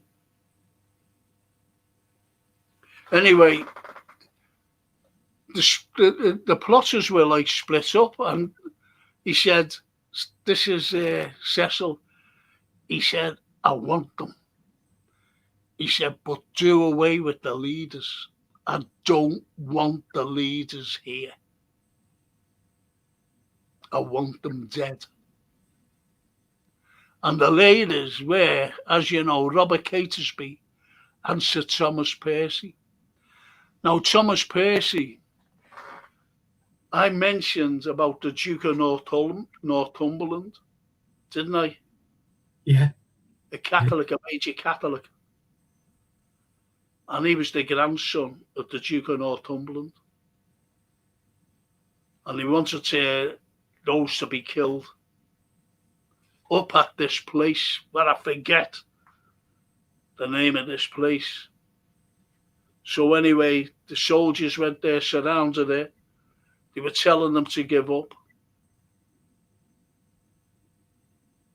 And a couple of them, a few of them were captured. But Percy, Thomas Percy, and Robert Catesby was killed. Now, Robert Catesby, his background was excuse me, his lands was taken off him. He lived with his mother, and the lands was taken off them because they were Catholics and they were being heavily fined. And they killed his mother, Catesby's mother. They killed her for nothing, no apparent reason, found out. And this is why. Because Thomas Percy was always, he wasn't forceful enough, they said, because he was the leader. So Catesby took over as the leader to demand the rights of Catholics throughout the country. Yeah. And this is the idea of, let's make a bank to say, hey, we're still here, because what was going on at the time, around this time, from before the death of 1603 of Elizabeth, that there was other offshoots of religion going on. And one of them was a powerful religion. And they were, and this is what, this is why it started over in 1692, the Salem witch hunt, believe it or not. And they were the Puritans. Yes. The Puritans. They were becoming more powerful as a religious sect in the country. And they didn't like that. The Catholics, more or less, were being forgotten. And this is why they said, hey, we're still here. But Cecil never ever forgotten them. So they were going to be made a scapegoat. These plotters, so-called plotters, they were going to be made a scapegoat.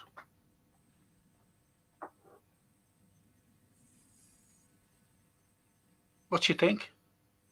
I can see it, and I can see the twisted logic in Cecil, and also the quest for power and gain.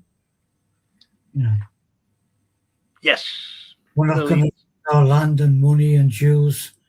Yep.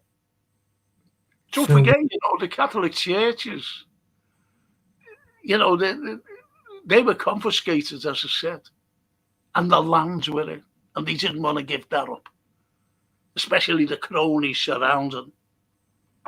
They were, the protesters. Yeah. So they rounded them up.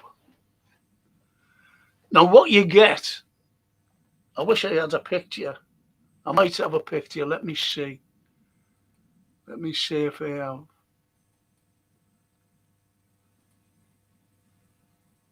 So why do you think that, let me put it this way. Let me go back. Look. Now they're the sellers. Yeah. Yeah. They're the sellers. And what they were saying is they had to have Guido Fawkes. Now, what was Guido Fawkes' speciality? Well, he was a soldier. Well, He was a very good soldier. What did he do for the French? Tunneler. Exactly. It's as simple as that. So he was involved. But he wasn't involved by the plotters. He wasn't involved. But he had to be there. Simply because he was a Catholic. And he was friends with the Wright brothers, as I said. So they were naming everyone. So they had to have a tunneler. Because what they said, what the script is, that they were staying in this inn. And they were going, which was facing Parliament. And they were going from the inn, dig down with Guido Fawkes, and dig along and come up through there. You see? Yes. But the problem was in those days, They had no pneumatic drills or JCBs or anything like that, big diggers to dig a big tunnel, if you know what I mean. Yeah. Yeah. Now, when I spoke about digging a tunnel for the French, he went through sand until he found like earthy sand, if you know what I mean. That Yeah. was stable, wet sand. And then that was the tunnel that came behind the Dutch. Yeah. You couldn't dig anything from an inn, a pub. So they said, well, okay, I'll go back to this later. So now what you have this answer to the story. So you've got a little boat and you've got, what's in that fella's hand? A barrel of gunpowder. There you go, barrel of gunpowder. So this is added to the story as well. Script. To the script.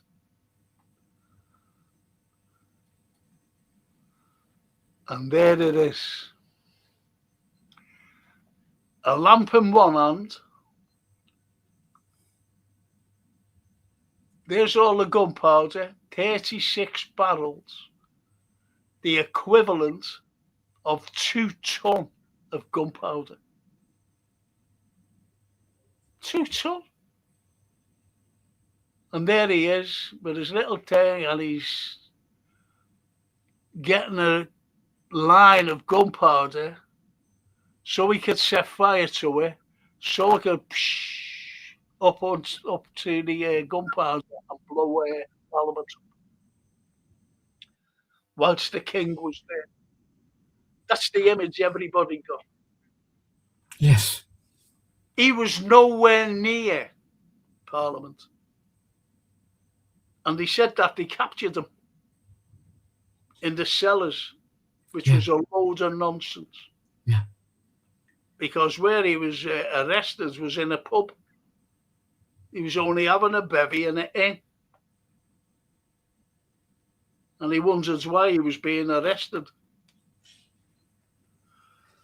But that's not all in the script, is it? Because he was found with the lamp ready to blow up Parliament. Okay, let's say by beefeaters. He was captured by beefeaters when they were doing the rounds in the cellars. What would he have done as a mercenary to those beefeaters? He'd have killed them to get out the way. That was his job. He was a soldier. He'd fight them. He'd fight them till death. He'd fight them until death. That's what he's there. That's what he was a marksman. You know the way you say a marksman with a gun? Well, he was an excellent swordsman. And he just fought them. Most probably killed them. And blew that up anyway. Set fire to the little trail of gunpowder. Got up and blew Parliament up. But that's the image you get of Guy Fawkes. Yeah. And whose idea was that, do you reckon? That image? That's a formative image of the propaganda, isn't it? So it all would lead to Robert Cecil. All leads to Robert Cecil, indeed. He needed a villain to pin the story on. And you wouldn't believe that would continue year after year after year. Yeah. But it's incredible, isn't it? Yes. It's incredible. And that's the image you get.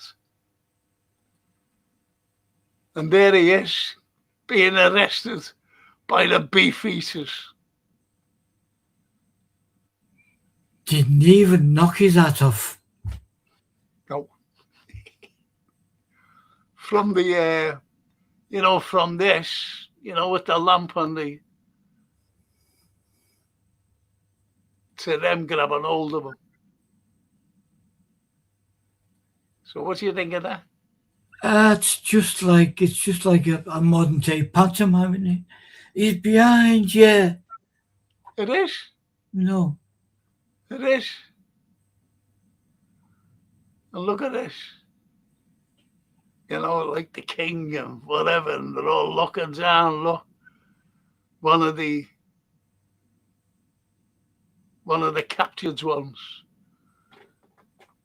One of the captured ones. It's just absolutely nonsense. And he's actually saying, "Yeah, I'm gonna kill the king. I'm gonna blow it up and everything."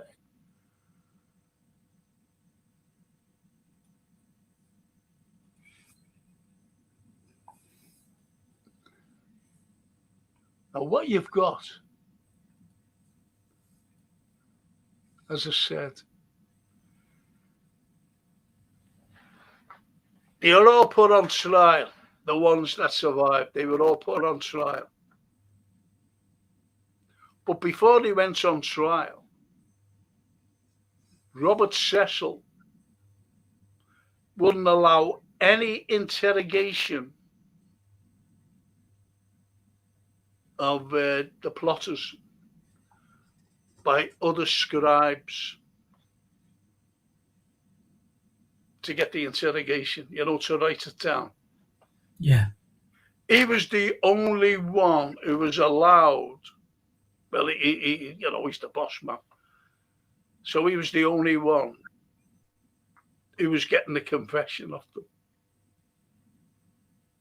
And they were being put to torture.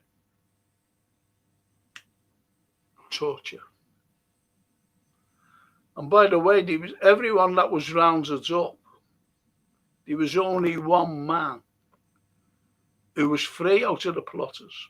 Come to him in a moment.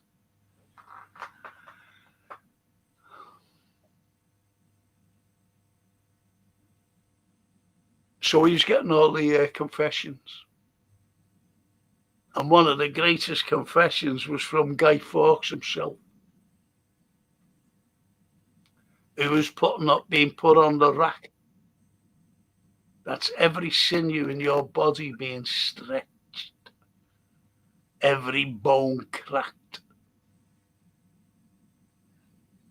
Terrible torture.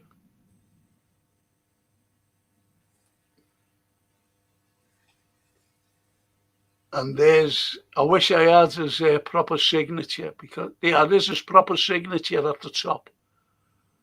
And look at it now. After torture.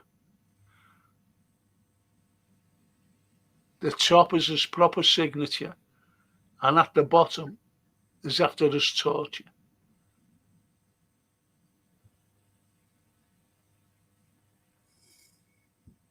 What do you think? Horrific. Just horrific. And that's the original letter. To Montague. Yeah, to Montague. That's the original letter. And that letter, to exonerate the government or anything, was written by Cecil himself. And when they were found guilty, this is what happened to them. They were dragged through the streets of London. But what that picture depicts is that they were lying on boards, looking up. They weren't looking up. They were actually looking downwards towards hell. So that's the wrong depiction. They were actually face down on the boards, being dragged through the streets, where they were going to be hanged, drawn, and quartered. Meaning it was the most horrible death that you could face. You were brought up a steep ladder, with a noose around your neck, and then thrown off the ladder. Where you, then you were set loose. You were thrown on a slab, and a butcher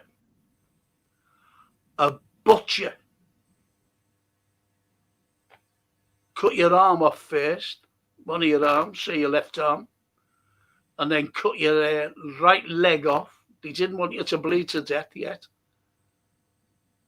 Then they slit you from right up your stomach, and there was a fire burning, a bonfire burning, and your innards was thrown onto the fire. They made sure that you weren't dead at the time of taking your innards out.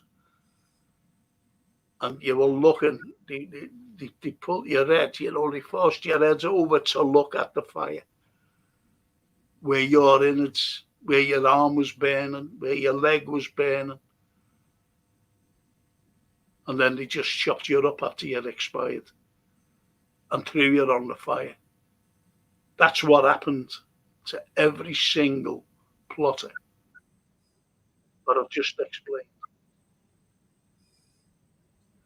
At the trial, which is the most important one, the transcript of that trial that you read is false. Because every single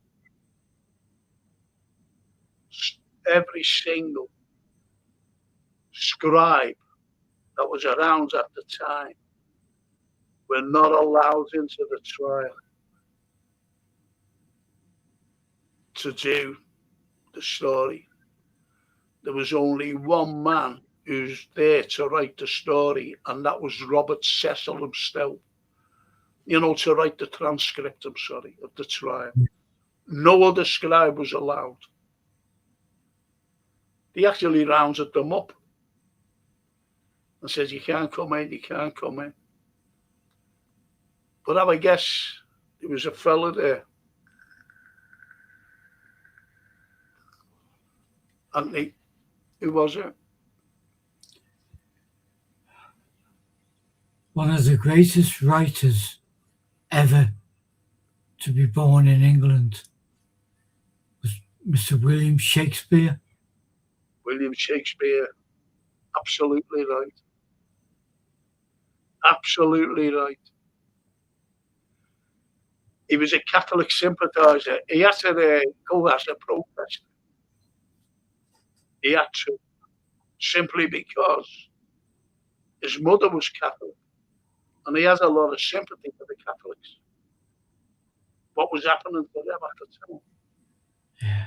The cleansing. Yeah. He wanted to rid of them. That's why he went over to Ireland, rid of the Irish.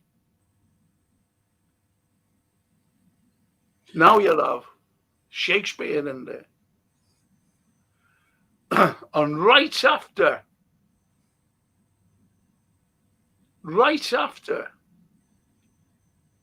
the trial, Shakespeare wrote a play. Right after it. Now remember when I said about Hamlet? There is something rotten in the state of Denmark. Yeah. But what he was really saying, there is something rotten in the state of England. Which it was, Anthony. Which it was. So he has all the, in every play he did, he was having a critical point of view of what was going on in England. The only good things that he was writing about England were the histories. The likes of Hamlet, the likes of Othello, the likes of Macbeth. He could say anything. But he had to be careful with what he was saying as well. That it didn't get back to him, because he would have been in a loads of trouble. Was our Will Shakespeare. Yes. And in Macbeth, his tragedy speech, because he always had tragedy speeches in his plays. And I'm talking about the likes of Othello, for example. I'm talking about the likes of Hamlet, for example. All these plays, hard-hitting plays, he always has a tragedy speech.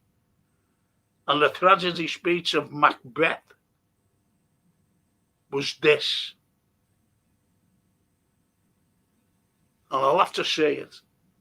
I'll have to go through it. Now, Macbeth had just been told that his wife threw herself off the battlements and she was killed.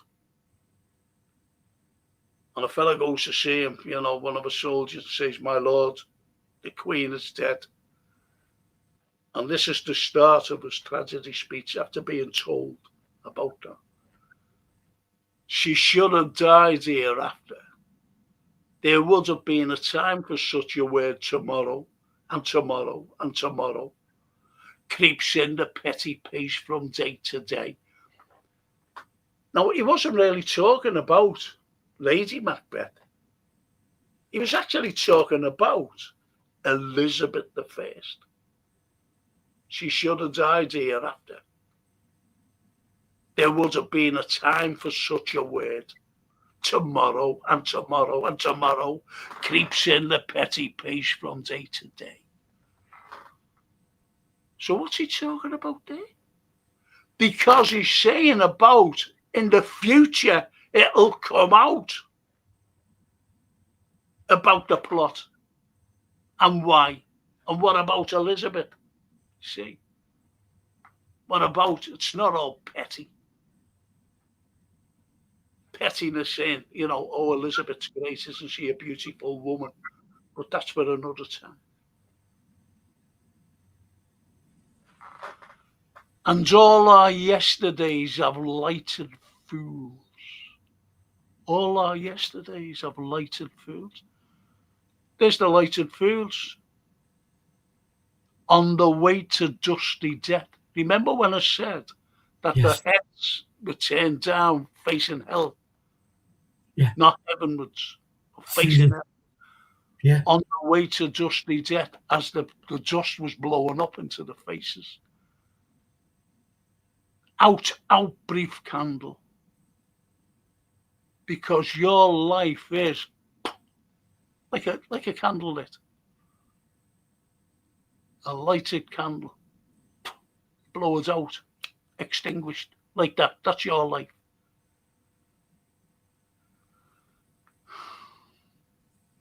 Out, brief candle. Life is but a walking shadow. What you call snides who hide? Where do you think they hide in? Hide in the shadows. The shadows. With us, but they're in the They're in the shadows. yes. So who is the snide about the plotters? Montague. Is a Montague. Brilliant.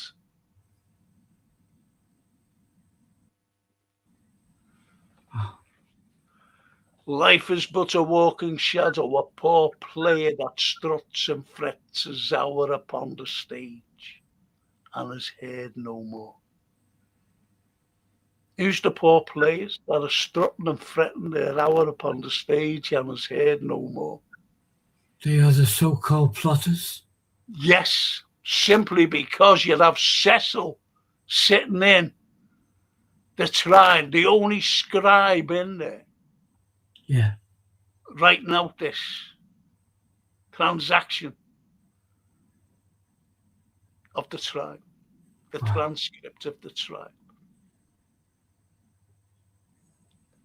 A poor player that struts and frets his hour upon the stage and is heard no more.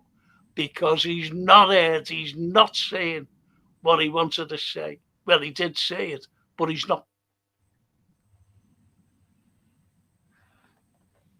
Because you had Cecil sitting there saying, oh yes, I did want to injure my king. I am sorry, may God forgive me. This is what's in the transaction. They were saying, I wasn't even there. What's the matter with you?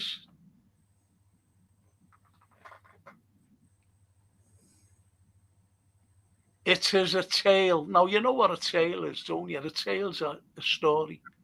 A story, a script. A script.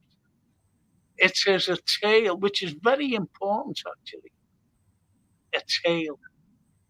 It is a tale told by an idiot, full of sound and fury, signifying nothing. Who's the idiot? Cecil. And he's writing the story. It's a story. Yeah. It's a fairy story that signifies nothing. Go on. Like now, you have the leader who professes this script. Yep. Somebody else's fault. This happened. They did it, but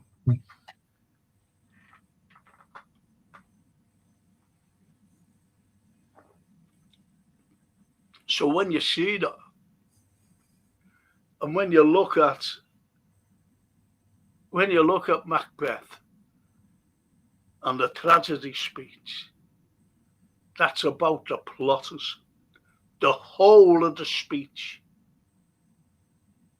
But isn't it brilliantly hidden? Amazing. The first time you told me this, and now tonight, I get the shivers. But you know when it says, Anthony, life is but a walking shadow. Life, and they're the Snides. And we know Snides. Yeah. They're the Snides. Life is but a walking shadow. And they're the Snides in the shadows that are like that about you, me, and everybody else. And that was the Snide down and back in the time of 1605, saying about the plotters, which was a load of nonsense, because it was a subplot by Robert Cecil about these people, about the ethnic cleansing. Go on, Anthony. Yeah, these people, as you said, the Catholics. So he's drawing attention to, in their eyes, Catholics are the evilness. And this is what happens to them. Yep. Because this trial as well was a warning to others. The likes of, as I mentioned before, who were becoming powerful, were the Puritans. They went, whoa, hang on. Because more or less saying, if you fucking carry on, this will happen to you. Yeah. This will happen to you. To you too, yeah. And what did they do? They expelled the Puritans over to Holland. They expelled them because they become more powerful. And the Dutch chased them after a while because they tried to take over there. And believe it or not, the Dutch were a Catholic country. So the Puritans, they didn't like any sort of decadence or anything. They didn't like drinking. They didn't like entertainment. They didn't like anything like that. They didn't like anything like that, Anthony. All as they wanted was you to worship. They didn't even believe. You know the way people believe in Christ I'm not saying they didn't believe in him. I'm not saying that. They believed in the crucifixion, but they said that Christ was only mortal. God is immortal, if you know what I mean. God is immortal. He's not a mortal man like Jesus. Jesus is just an apostle. When you see the likes of the Puritans, you see crosses, but you don't see a Christ on them. You don't see that. And they didn't believe in effigies. They didn't believe in morals. You know, these morals of, religious people. Yeah. They didn't believe in all that, and they got rid of them. They actually burnt abbeys down as well. They actually burnt abbeys down.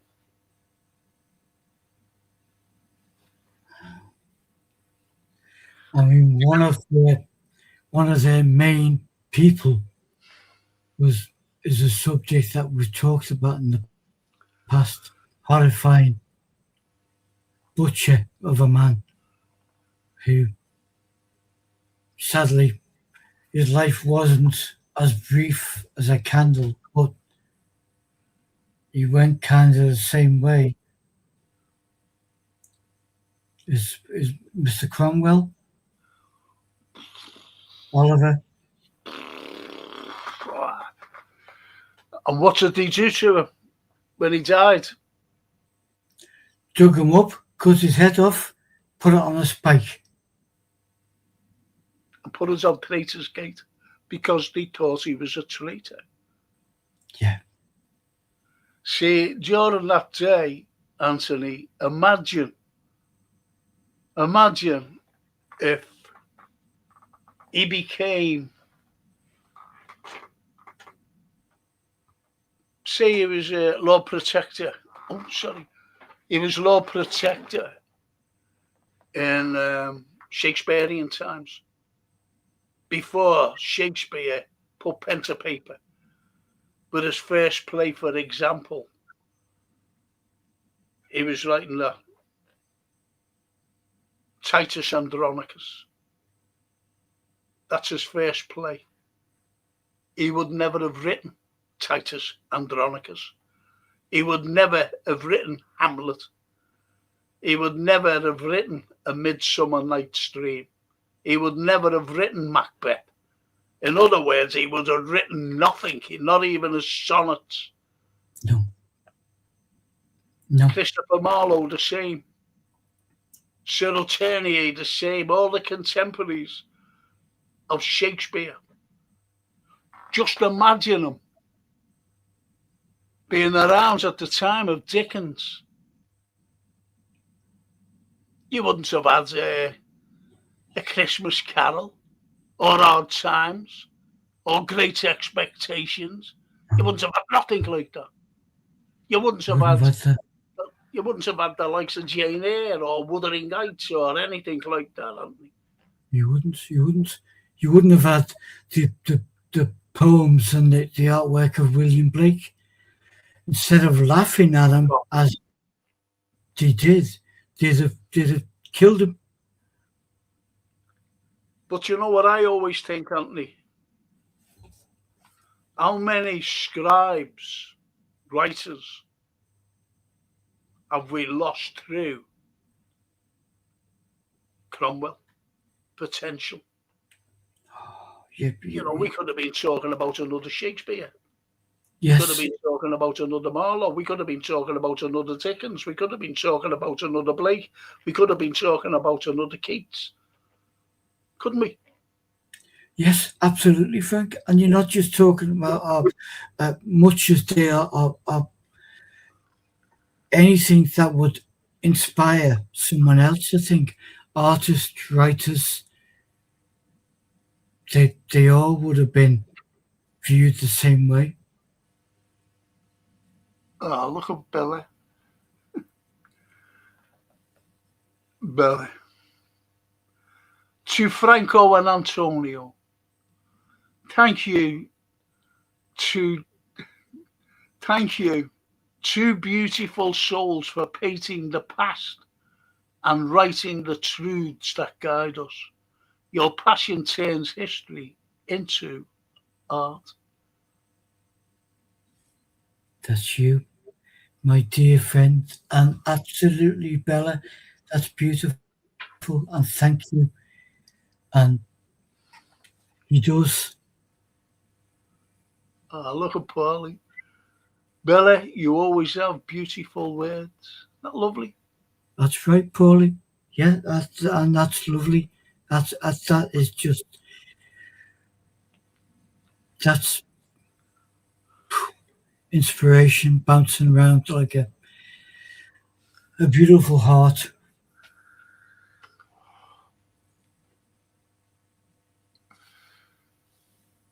So we see what these have been saying.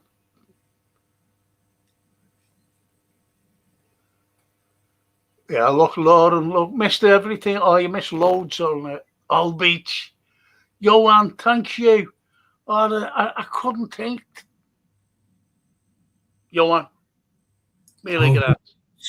is that the dark in the woods? Yeah, that's it. Old Beach. I was there. It was a little infant school. It's only a tiny little place, like a little house. Beautiful, though, sandstone. Wow. And you know what? These snides, I mean snides.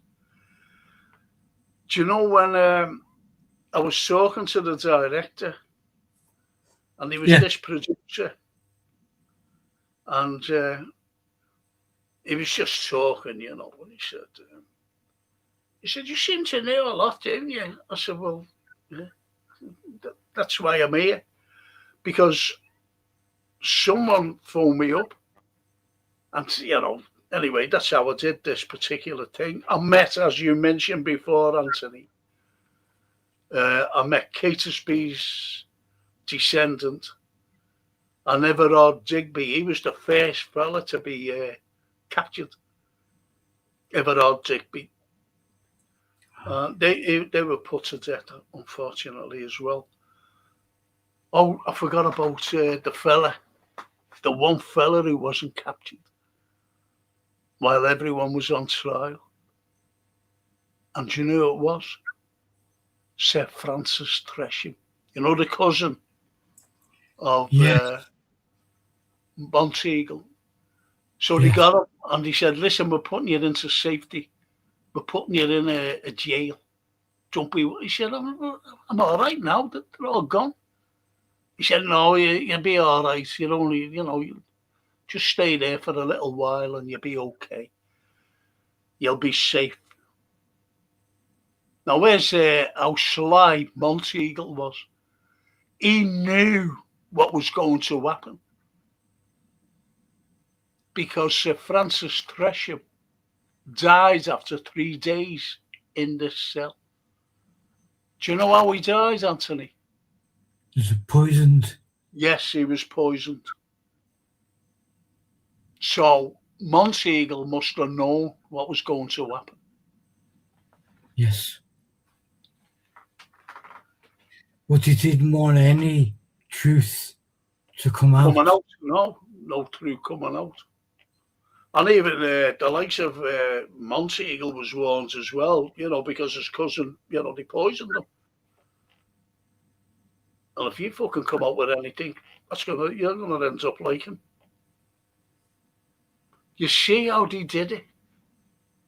It was brilliant the way they did it, don't get me wrong.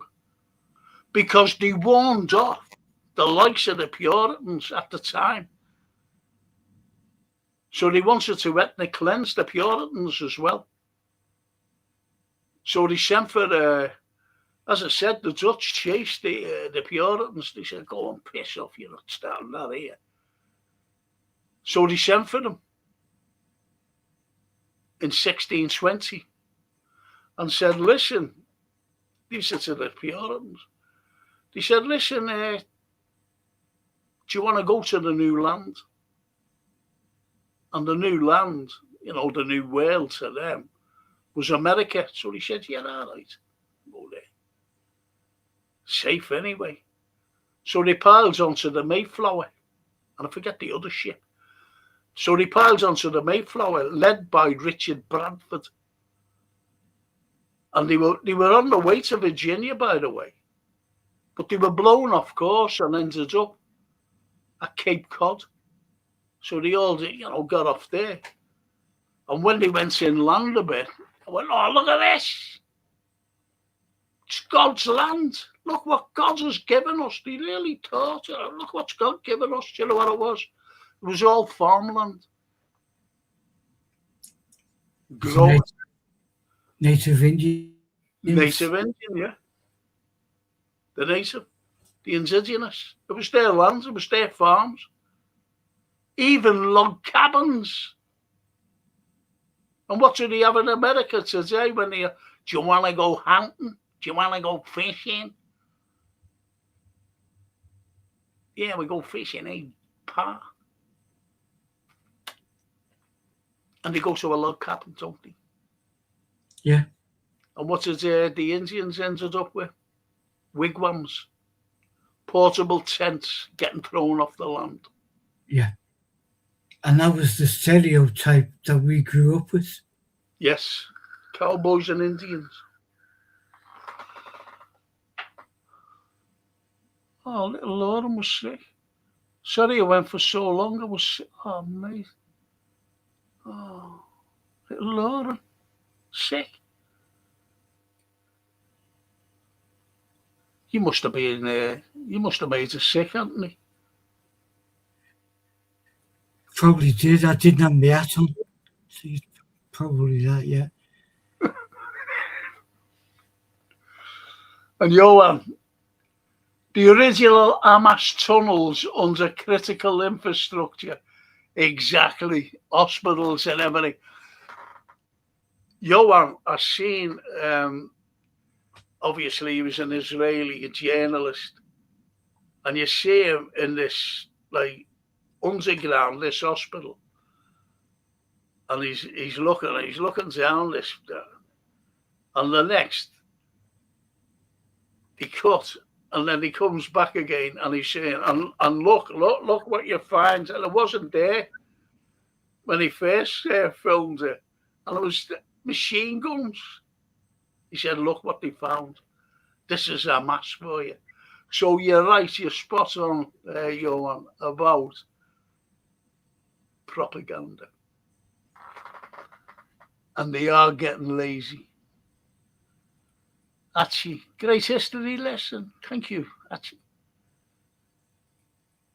And Paulie, it amazes me the stuff Frank knows and explains it so clearly. I didn't know where Old Beach. I forgot about Old Beach. I couldn't think of Old Beach. There's our friend Johan. Yeah. So everything back in the Shakespearean times was, if you lived near a forest or a woods, evil. Yeah. Evil. Yeah.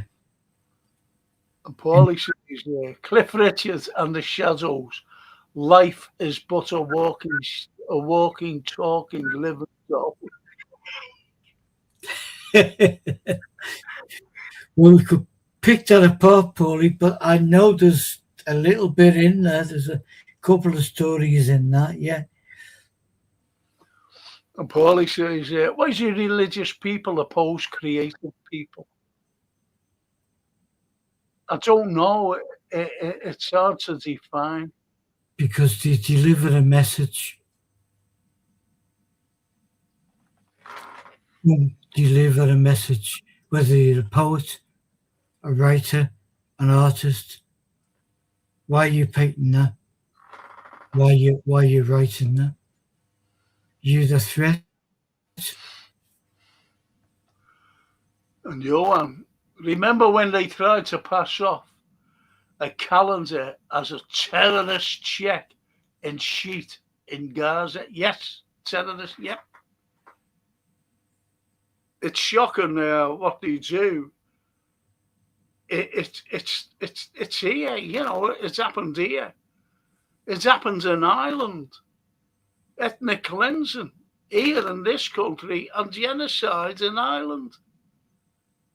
But we can't say that, you see, because we don't do things like that, the British. And there you have one of the most, I have to say it, can I say it? No, better not. But it's about Churchill. He wasn't the greatest.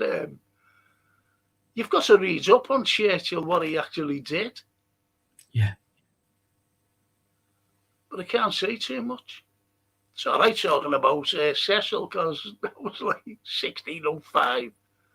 Yeah. And the subplot. Yeah. Well, Cecil too was hailed. Cecil too was hailed as a hero to the people, wasn't he? Yes. Because again, they write the scripts. Yeah. So who was going to oppose it? Like now? No. Now the little fragments appearing. The Act says the Wild West is nothing. We've been taught about Jesse James was a Confederate robber banks for 16 years. He was against the bankers, wasn't he, because of the land? Jesse James. It's like anything else. I don't agree with I hate thieves. I don't like thieves. Because thieves today would rather steal off me, Anthony, Archie, Johan, Lauren, Bella, Toscana, Paulie, and that's it. We're easy prey, you see. They won't do anything hard now today. That's why I don't like thieves. It's the way I am anyway. No, I totally agree, Frank. When it's hard enough for everyone, and it's made harder that someone steals from you, it's no. I forget who said it. And when, funerals and things, like you go to see someone who had died, and they used to have pennies on the feet, on the eyes, so that the eyes wouldn't open. Yes. And someone had stole the pennies off the eyes. Yeah. And then there was a saying, "Oh, they steal a penny off your eyes." Yeah. I remember growing up with that expression being there. If someone was low enough to steal a handbag or rob a house or whatever, then that was it. Yeah, they would come back and steal the pennies off your eyes. I always remember, I was in the market. I was in St. John's Market. I'm going back years ago, though. I must have been in my mid-20s or something. And I was in the market, and I seen this girl. I was buying something. I don't know what I was buying. I was buying it like, I don't know, a scarf or something. And I just turned around. He said, "I won't be a minute. I'll go and get the scarf you want." So I said, "Okay," whatever it was. So the fella had to go back, back at the shop or whatever it was, the store. In St. John's Precinct it was. Yeah. So I turned around and I had me back, against the counter. And I seen this girl. Well, there was two girls, women, not women they were. And I seen one of them. And she picked a bag up and walked out. Right? A bag, a shopping bag full of shopping. She picked it up and walked out. On the next, the fella came with me. Well, I forget what it was anyway. So we bought it, and I heard screaming. And I turned around. And what it was, the woman who was standing at the counter was screaming. Do you know what she was screaming? Someone has just stolen me bag of shopping. And it must have been that woman. Jesus. Must have just seen her, walked over, by the way, and just picked up a bag and walked out. I went over to the lady and I said, listen, I was standing over there and I seen that. The woman, she walked out there. Whether she got a pocket or something. How rare was that, though? In those days, how rare was that? No. Not rare now. Paulie said, she's answered you, that little Lauren's answered you, Paulie. Can I please ask, why were the pennies placed on the loved one's eyes when they were? And our lovely little Lauren answered, so that I stay shut.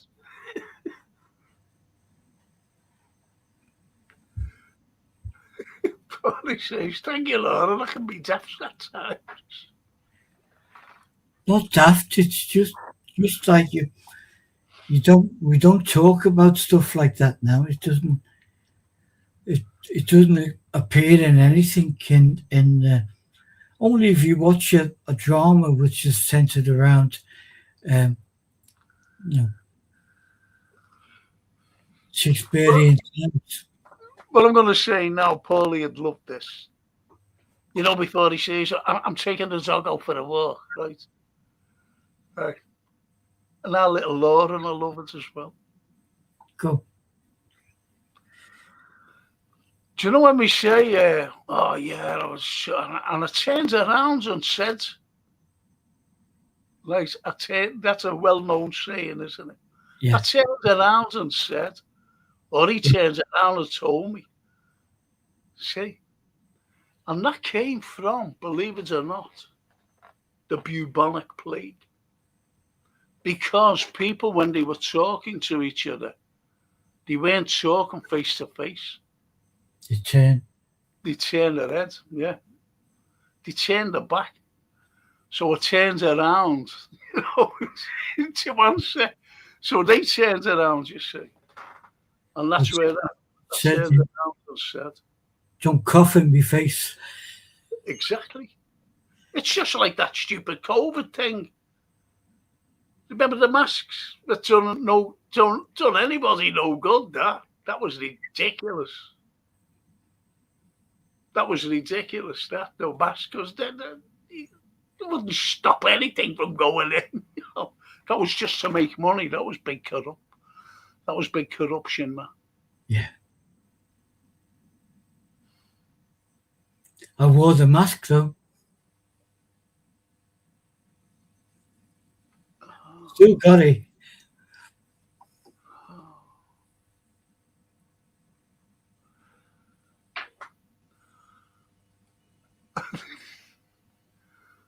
It's okay, Paulie, says Lauren.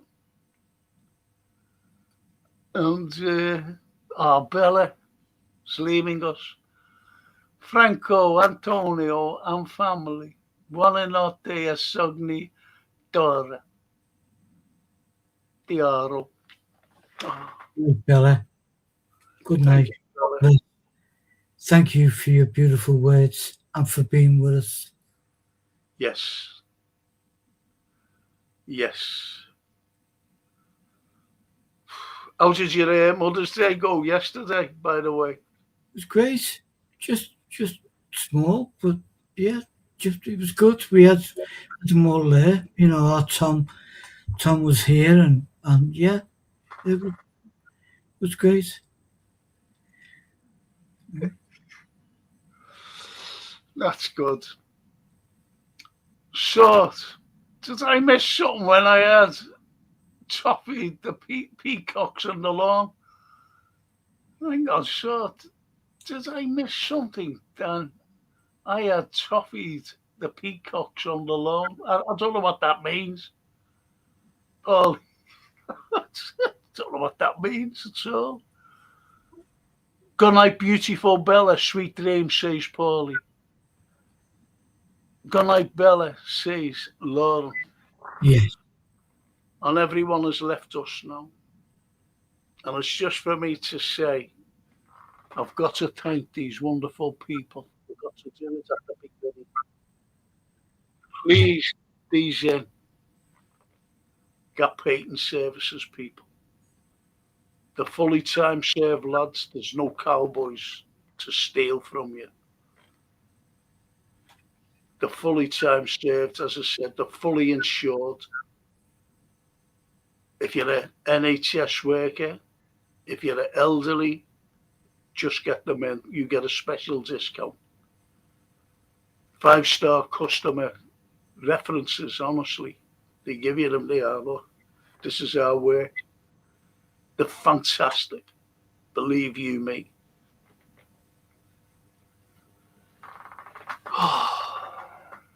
And that's Gap Painting Services. Yeah. The wonderful people. And if you don't fit into those categories, just get them in to give you a, just, a price without any obligation. That's all you've got to do.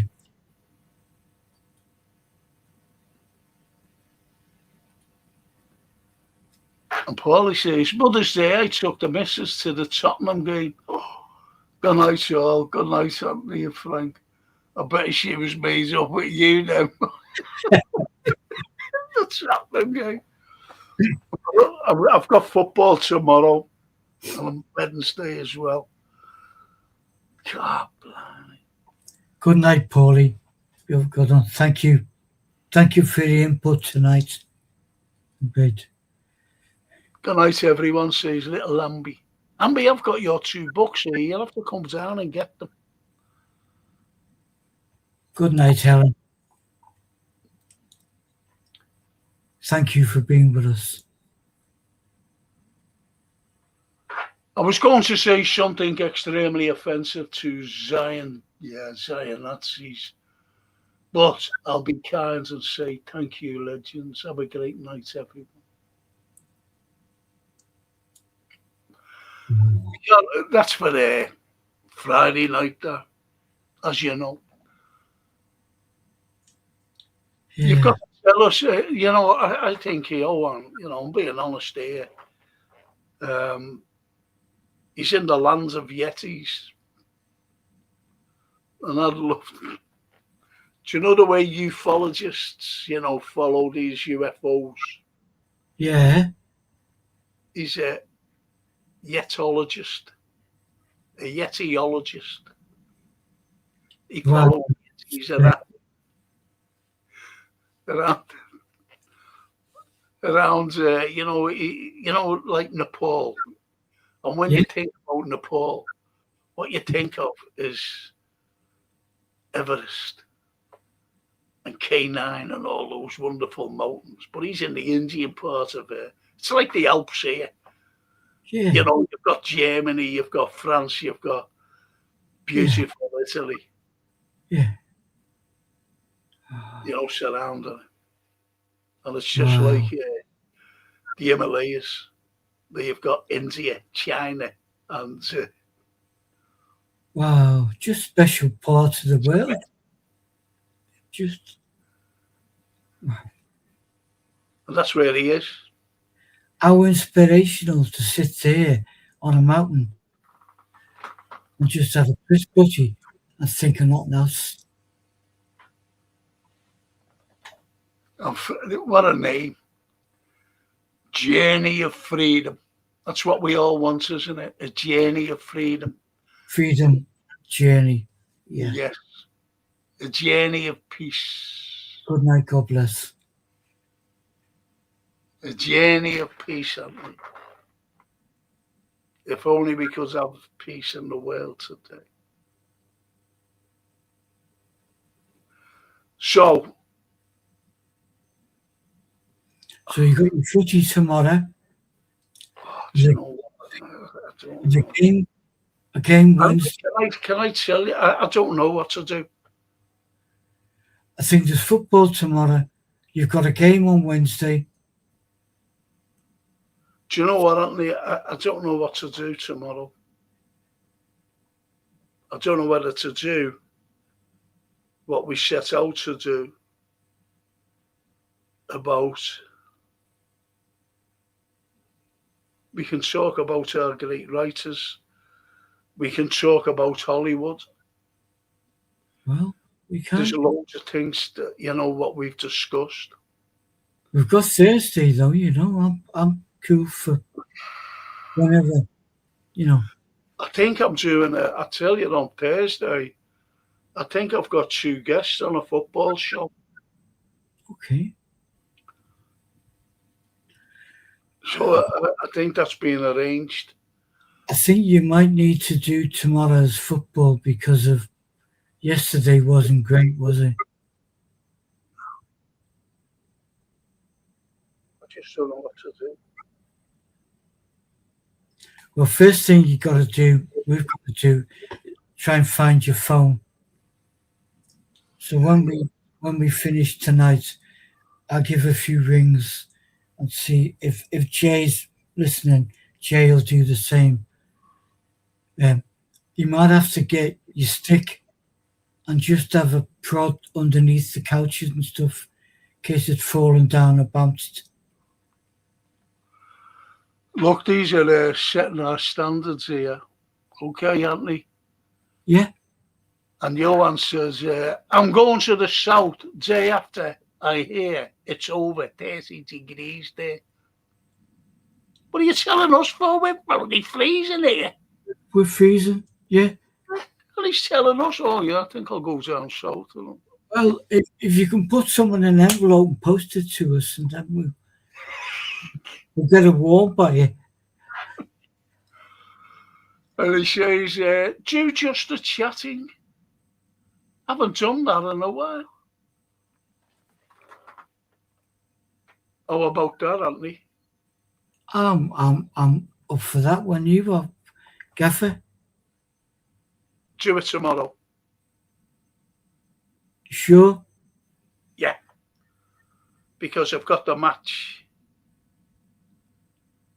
Match on Wednesday, innit? And I've got the football again on Thursday. I don't know what to do. I don't know whether to try and cancel. No, I can't. Because I was on this fella's show during the week. During the week. And he's been invited to the football one, which is on Thursday. He said I'll do it on Thursday because I thought I was doing it. Yeah, do it. You got to do it. If we do the chatty, we'll have a history Monday, do the chatty on whenever fits in next week. No, do it tomorrow. Because even little Lauren said, I would like that. What do you think? Tomorrow? I'm like I say, I'm good with you, Gaffer. I'll find me hat, and then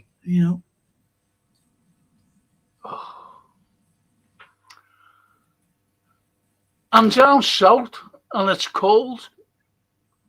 Good luck with 30 degrees, says the hatch. Actually, yeah. And Johan, okay. Tomorrow is football, Frank. Fozzie and Dean said they'll join. Oh, okay. He's great, Johan. He's like our producer. Yeah. We had trolls on, the last football thing, and he got rid of them. He got rid of them all. Wow. Johan. All right, Dan. Do the chat on Thursday, so we'll do the chat on Thursday, eh? That's brilliant by me, Frank. Okay, football tomorrow. I'll the chat on Thursday. And it'll be like what they're saying, and we'll discuss on what we'll be saying as well. And I'll get that map up. I want to show a couple of things on the bloody map. Yeah. What do you think? Thursday? Yes, that's great. Yeah, brilliant. And our little Lauren says, yes. And Max. Can't leave Max out. No, well, it's Max saying yes. Isn't it? Oh, yeah. Loves us. There you go. Not like the rabbit in Jason's garden. Nope. Pretends it's a cat. You've got to see it, mate. You've got to see that rabbit. He thinks it's a cat. The rabbit thinks it's a cat. Because there's a big cat in the garden as well. Did you ever watch The Good Life? Oh, yeah. Like Right? that. That's Jason. That's just Jason. He's got a jam tree. I know it's hard to explain about the jam tree because, you know, when you go like and you pull an apple off the tree or an orange or whatever, you know, right? Yeah. He's got jars of jam. You just pull a jar of jam off the tree. That's just fantastic. It sounds fantastic. It should be a film made about it. That's what kind of a fella he is. Grounded. No, I have a bunny.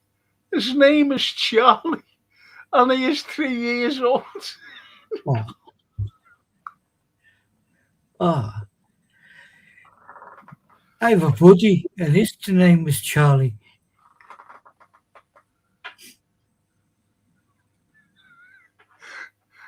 Jason says, I wish it was bloody that easy. That's the jam tree. The jam. Yeah. Jars in a tree. Oh, yeah. Incredible. He makes raspberry jam and strawberry jam. That's my favourite. Strawberry. Anytime. And he wishes it was that easy. I thought he was in bed. Because normally, you know, Jason, he works every day of the week. Every day. Climbing through ducks and things, you know, for his work. Yeah, I know. And he said to me, you know, he said, listen, Frank. And, you know, like he fixes everything up in here. And there's more wires than anywhere else in the world. And he says, just go to the... fuck off, just go. There's a million wires. I know. A million wires. And Jason said, I don't do strawberry. Mostly currants, red and black. Well, that's what I meant. Red currants. God blimey. Give me a break. See? I'll be all right in a while. I know, yeah. Give me some space.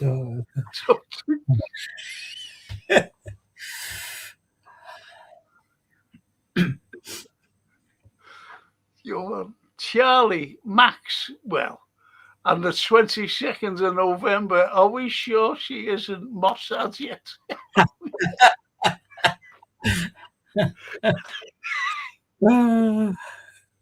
Charlie. Max. Well, on that lovely note, listen, you'll have to give me a ring, you know. I will. Keep it ringing, you know, in case.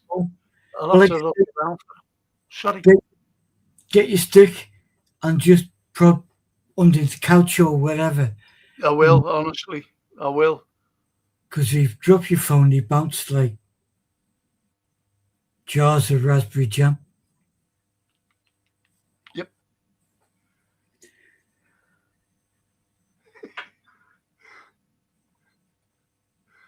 Jason says, the rabbit eats all the strawberries. Does it? No, that's why you don't get any. No Me and the strawberry. we're going to fall out with that rabbit.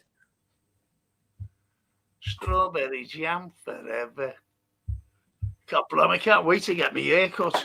I'll be getting his hair done Saturday. Look, I can't even. That's why I'm waiting. Should have seen me, the state of me. Got a shower, done my mad head. And it's just. And it falls over my eyes, tickles my eyes. I know that sounds pathetic, like. And Lawrence put strawberry and a rabbit.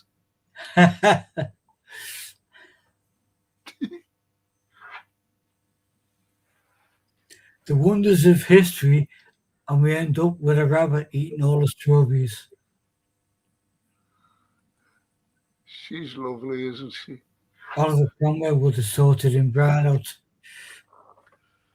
Yeah, so you'll have to keep the phone ringing because I don't know where it is, but I'm going to make a cup of tea first. You make yourself a cup of tea or a pint of grouse. I don't know what you drink, you see, at this time at night. So I'll just wait for your phone call, but let me make a cup of tea first. Is that all right? That's fine, thank you. Yeah. Thank you. I'll give it 10 and I'll start ringing. Yeah. 10 what? Seconds? Well, 15 then. Yes. Yes. I'll give me time to make a cup of tea and a crisp butty. Yeah. Take me time to get my hat off as well. See, this hat, it doesn't just come off like that. I have to unscrew it. I think you're going to find a phone in your hat. I hope so. Just don't know where it is, Andy. Whatever it is. Sorry, Lawrence, says Johan. You're funny, Johan. Oh, isn't that lovely? Yeah. Good night, everyone, says lovely Lawrence. Lauren. Good night, one and all. Thank you for your wonderful company. And Jason, it'll be in the last place you look. Well, I know there's a double meaning there, but it'll be, I know. I know. But it was fully charged, so it's off. You know, will it be on, but it won't take up much. So I will have life in it. Know what I mean, Anthony? Yeah. Do you have it on full volume?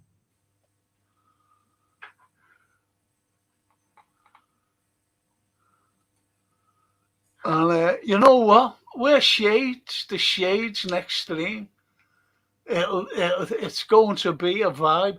Thing is, I should wear them. My optician, I've got special ones. Johan. But I don't want people to be looking at me, you know, and saying, "Oh, look at this pose." I'm not, because my eyes are very sensitive, and you know who Scott Ritter is, Johan. And I was watching him on the Sabby Sack show before, and he was rubbing his eyes, and he came out and said, "I've got cataracts," and you know, and he mentioned his eyes and Bernie, and that's what happens to me. And my optician said, like, they're killing me now, but they're not itchy yet. They are killing me now, and I lose letters.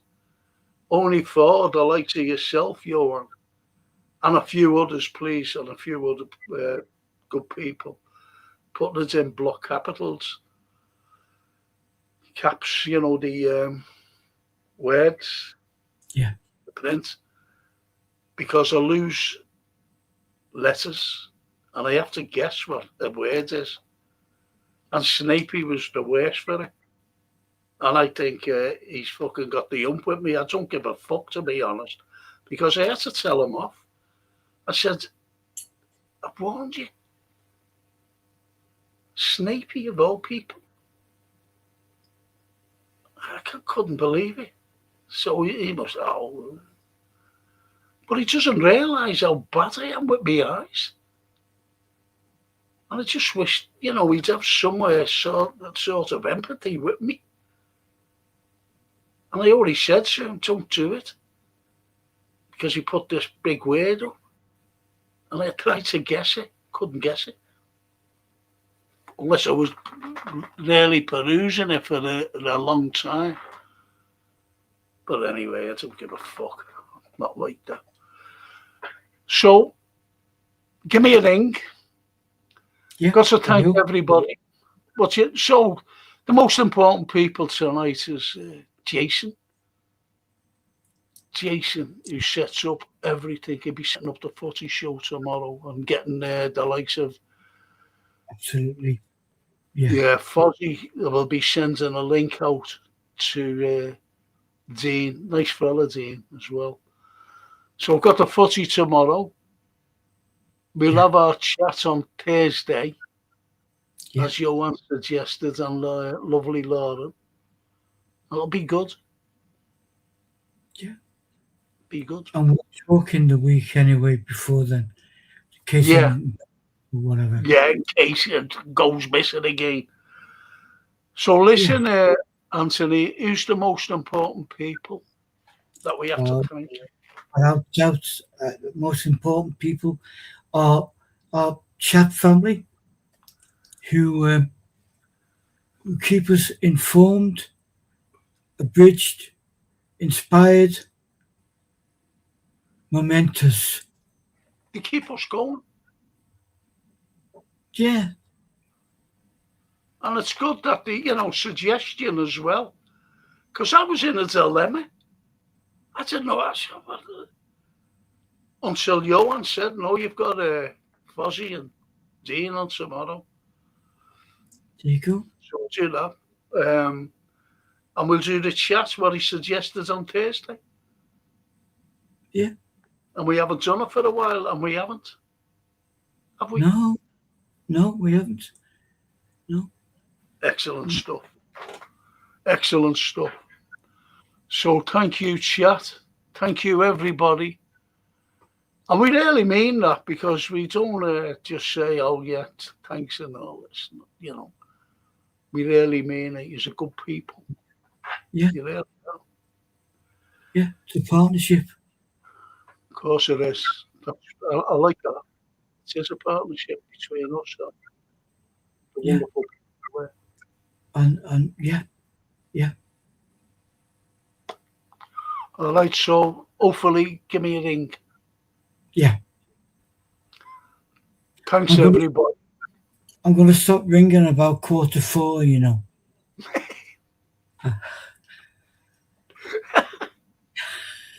Just let me make a cup of tea and a crisp butty, and I'll answer you. I'll try and answer you. I'll have to see where it is. And Johan, smash the likes if you're slot out, everyone. Cheers, Johan. Thank you. Cheers, Johan. Thank you. Thank you, everybody. And thanks for keeping Anthony and myself company. Thank you so much. Ciao, everybody. Ciao.